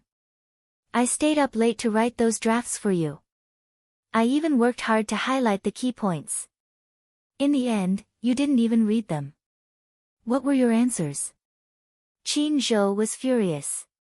Originally, the matter of the supporting role in the hit drama had been finalized. This was something to be happy about. On the way back, he received a call from the chief editor. She complained about Yun Shishir's uncooperative interview. Qin Zhou was very hurt. Bazaar's interview wasn't something that anyone could do. No matter how many female celebrities tried their best, they might not even be able to get half a page. One had to know that Yun Shishir had just debuted. She didn't have a high status or a high net worth. She was able to get into Bazaar all because of his skills and resources. It was all because of him that she was able to get this interview. In the end, when it came to her, her answer was so willful. The chief editor was so angry that she wanted to cry and laugh at the same time, but she was helpless. Yun Shishir looked at Qin Zhou pitifully, but she obediently allowed him to criticize her without retorting. Shishir, the scandal between you and Xingzhe was planned by both our teams. Moreover, we followed your suggestion back then and you didn't object to it too much. But why didn't you cherish such an opportunity when it was right in front of you? So many artists want to get a share of Xingzhe's popularity, but none of them are lucky enough to do so. You have it, so why don't you cherish it? Qin Zhou was puzzled. Yun Shishir said unwillingly, "Because I want to rely on my own strength. I don't want to use Xingzhe to climb up." Qin Zhou was taken aback by her sincere explanation. After a while, he looked at her helplessly and sighed. "I know how you feel, but the entertainment industry has such rules. You have to follow them." Chapter 14:14. It was not that easy to carve out a bloody path in the entertainment industry. Moreover, there was no such thing as relying solely on one's ability to make a name for oneself. You should know that I've said before that I've poured a lot of ambition into you. I hope that you can cooperate with me. I've made Xingzhe famous, and my goal is to help you become one of the best in the industry. But you're putting me in a difficult position." He said this earnestly as his eyes fell on her. They were very deep and heavy. The meaning behind his words was profound. Yun Shishir suddenly fell silent. Qin Zhou continued, "First of all, I've been in the industry for so long. I have many ways to protect you. You don't have to worry about the unspoken rules in the industry. You don't have to accompany me to bed, to dinner, to have fun, or to drink with me. What you need to do, other than relying on your ability, is to cooperate with me." She suddenly said unwillingly, "Actually, I don't understand." Xingzhe has been in the industry for so long, 10 years, and there have never been any scandals about him. He's so popular because of his ability, isn't it? Why can he do it, but I can't? Why could Gu Xingze become a high-quality idol without any scandals? Why couldn't she? She couldn't figure it out. Silly girl, it's because men and women are different in the entertainment industry. Why?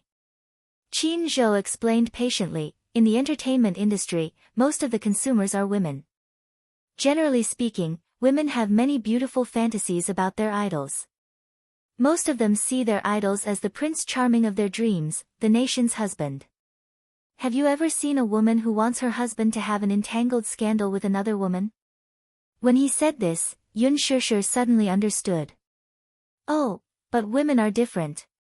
Since women are the main consumers, if a female artist wants to gain exposure, other than relying on her beauty and acting skills, she also has to create a persona. Do you know what else she has to rely on? I understand.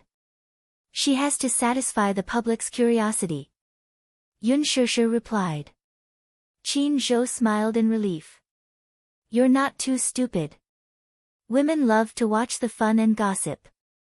If there was a female celebrity who was entangled with the male idol in their hearts, they would definitely pay a lot of attention to that female celebrity. This way, we'll have more exposure. But, we'll definitely face a lot of serious injuries and malicious speculation. Just like Andy today. That's understandable. Qin Zhou smiled, but he didn't deny it. He said frankly, in the initial stage of this hype, you'll suffer a lot of malicious slander. Putting everything else aside, just your Weibo alone will definitely be crushed by Xingzhe's army of fans. So, during this time, don't go on Weibo and read the comments. It would have been better if he hadn't said anything. Once he did, Yun Shishir felt terrified. Gu Xingze's fans were known as the United Nations Army. The reason for this description was that Gu Xingze's fans came from different nationalities. There was a huge number of them and it was a spectacular sight. It was said that he had broken the record of 100 million fans. 100 million, this was just the number of fans registered on the official website. Those who had not been recorded yet were not included. With such terrifying data, Yun Shishir naturally felt an inexplicable fear. Shishir, I want you to understand something. Chapter 14-15. Yun Shishir shook her head blankly. I don't know, she couldn't understand the meaning behind Qin Zhou's words. He commented, it's because it's not like Starbucks, which is widely known but not famous. Yes. Qin Zhou suddenly said, let's make an assumption then. Suppose one day, Xingzhe came to this shop on a whim, ordered this cup of coffee, took a photo, and posted it online. Then, wouldn't this cup of coffee attract a lot of attention? Yes. This is exposure and the effect of fans. This way, Xingzhe's fans will notice this coffee shop. They might even come and order the same coffee as Xingzhe, and this shop will become famous. Yun Shishir suddenly understood what Qin Zhou was trying to say. Qin Zhou continued to explain, maybe Gu Xingze's fans have a bad attitude when they come into contact with you. But at least they're paying attention to you. If you do well enough and the fans see it, they'll turn from haters to fans. However, if you don't expose this piece of jade, there will never be a day where you will be noticed by others. The entertainment industry is full of talents. You've just debuted, so you have to find more opportunities to show yourself and get the public's approval. After a pause, he added, so, the so-called hype is just a chance for the public to pay attention to you and give you a chance to show yourself. Do you understand? Yun Shishir nodded. I understand. Qin Zhou held her shoulders with a serious expression and said in a deep voice, listen, Shishir. Many times, an artist is like a product, and a product needs marketing and packaging. You should understand this principle. So, you have to follow my orders in the future. Don't worry, I won't harm you. Yun Shishir was silent for a long time before she nodded slowly. I understand, Qin Zhou. I'll do my best to cooperate with you in the future. Yes. Only then did Qin Zhou nod with a smile. He raised his hand to rub her head and patted it gently, as if he was an elder caring for a junior. Sure, sometimes you're really smart. You understand what I'm saying to you immediately. You're a good learner. After Yun Shishir left the company, she was still thinking about Qin Zhou's words. There's no such thing as fairness in this circle. There's only the law of the jungle. It's a simple and crude principle. I hope you understand. Deep down, she was actually very unwilling to create a scandal with Gu Xingze. The reason was because she felt that it would be very troublesome for her. Obviously, there was no such thing, but she had to use it to create public opinion and achieve the goal of creating a publicity stunt. It was really quite despicable. However, it seemed that this was the rule of the circle. If they didn't follow it, they would face the danger of being eliminated. In that case, she should also put down those thoughts that she shouldn't have and follow Qin Zhou's orders to do everything well. Yun Shishir had just walked out of the company when the driver had not arrived yet. His phone suddenly rang. She picked up the phone, and a charming and sexy voice came from the other end. "Baby, where are you?" His deep and magnetic words tugged at her heartstrings. Yun Shishir was shocked. She glanced at the caller ID and realized that it was from an unknown number. She asked warily, "Who are you?" Chapter 14:16. Yun Shishir was stunned for a moment before she chuckled. "Shao Jie, it's you. I didn't recognize you just now." Sorry. Sis, where are you now? I'll treat you to a cup of tea." "I'm at the office." Gong Jia asked for the address and said that he would be there soon. In less than 10 minutes, a Porsche stopped at the entrance. Gong Jia opened the car door and got out. He walked in front of Yun Shishir and gave her a gentlemanly bow. He kissed her cheek. "Beautiful lady, sorry to keep you waiting." Yun Shishir giggled and looked at him. "You've learned the etiquette quite well. Where did you learn it?" Gong Jia smiled warmly and explained, "When I was young, I learned it from my family's etiquette teacher." Not long after he returned to the Gong family, he began to learn the etiquette of the upper class. As one of the heirs of the Gong family, it was necessary for him to have excellent aristocratic etiquette. Gong Jia asked gently, "Sis, I'll treat you to a cup of tea. Do you have a place to recommend?" The adoration in his words was obvious. Just as Yu had said, even Gong Jia himself did not realize that he was a senior sister Khan. He lowered his head and looked at Yun Shishir with eyes that hid too much tenderness. If his subordinates were to see this scene, they would definitely be shocked. One had to know that, in their eyes, Gong Jia was an extremely cold and scheming person. He rarely smiled, but when he did, the shrewd and scheming glint in his eyes would make one's hair stand on end and shudder in fear. Probably, no one had ever seen him show such a gentle and doting smile to anyone. His eyes, which were usually cold and stern, were slightly curved at this moment, as if many small stars were hidden in them. His handsome eyes were like stars. They were really like stars. Yun Shishir looked at him and could not help but fall into a daze. She still remembered that when she was young, she and Gong Jia stood together. Many people said that they looked very similar, as if they were cast from the same mold. The adults all said that it was rare to see twins that looked so similar, especially those eyes. They were exactly the same. At that time, she had also cut her hair short and wore the same clothes as the Gong Jie. When they stood together, it was impossible to tell who was who. They even made a lot of jokes. She remembered that her mother had once bathed her. After she was done, she went out to sign for a package and came back to bathe her again. In the end, she realized that she had mistaken her for Shao Jia, so she washed her face again. There were many such blunders because she looked too similar to Gong Jie. Even after so many years, when she stood next to him, she still had the illusion that she was looking into a mirror. The only difference was that Gong Jia had an arrogant and fierce aura. His hairstyle was different, and his figure was different as well. However, their faces were very similar. Therefore, she could even see the shadows of Yu and Xiao Yichen in his eyes. Genes were really a mysterious thing. When Gong Jie saw that she kept staring at his face, he could not help but touch his face and raise his eyebrows suspiciously. Why do you keep staring at me? It's nothing. Yun Shishir paused for a moment and laughed. It's just that I found something rather strange. What is it? Look at your eyes. They're so beautiful. Chapter 14-17. Yun Shishir slowly inched closer to him. Your eyes are exactly the same as mine. Just like when we were young, everyone said that our eyes are very similar. After saying that, she smiled and gently held his handsome face. She intimately touched the tip of his nose and gently rubbed against it. Gong Jie's heart softened and his face turned red. The redness spread from his ears all the way to his cheeks. His heart felt as if it had been pierced open and a warm current was slowly flowing into it. Such an intimate action made him feel emotional all of a sudden. When they were young, their mother liked to rub their noses intimately. Yun Shishir, on the other hand, often did such intimate actions with him. In his memories, he could still remember that short and happy time. He and Yun Shishir hid under the blanket.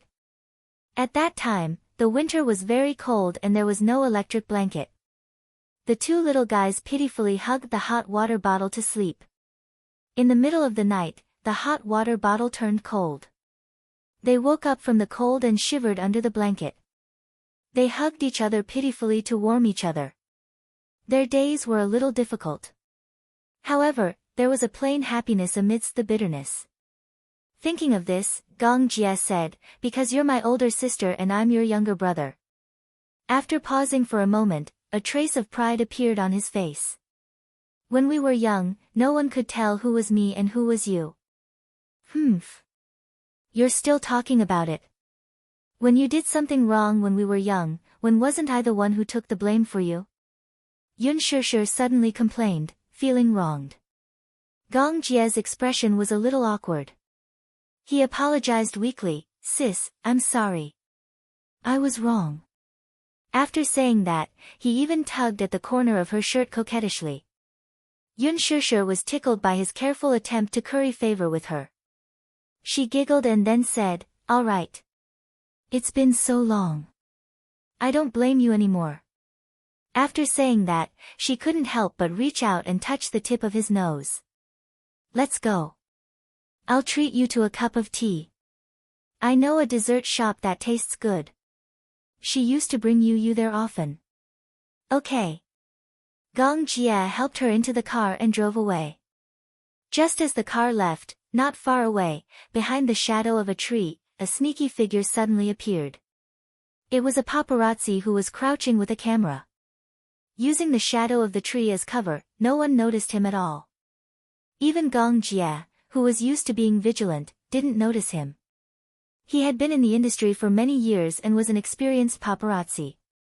In order to capture some private shots of celebrities, he would do anything. He lowered his head and flipped through the photo album. He had captured all the intimate scenes between Yun Shishir and Gong Jie, frame by frame.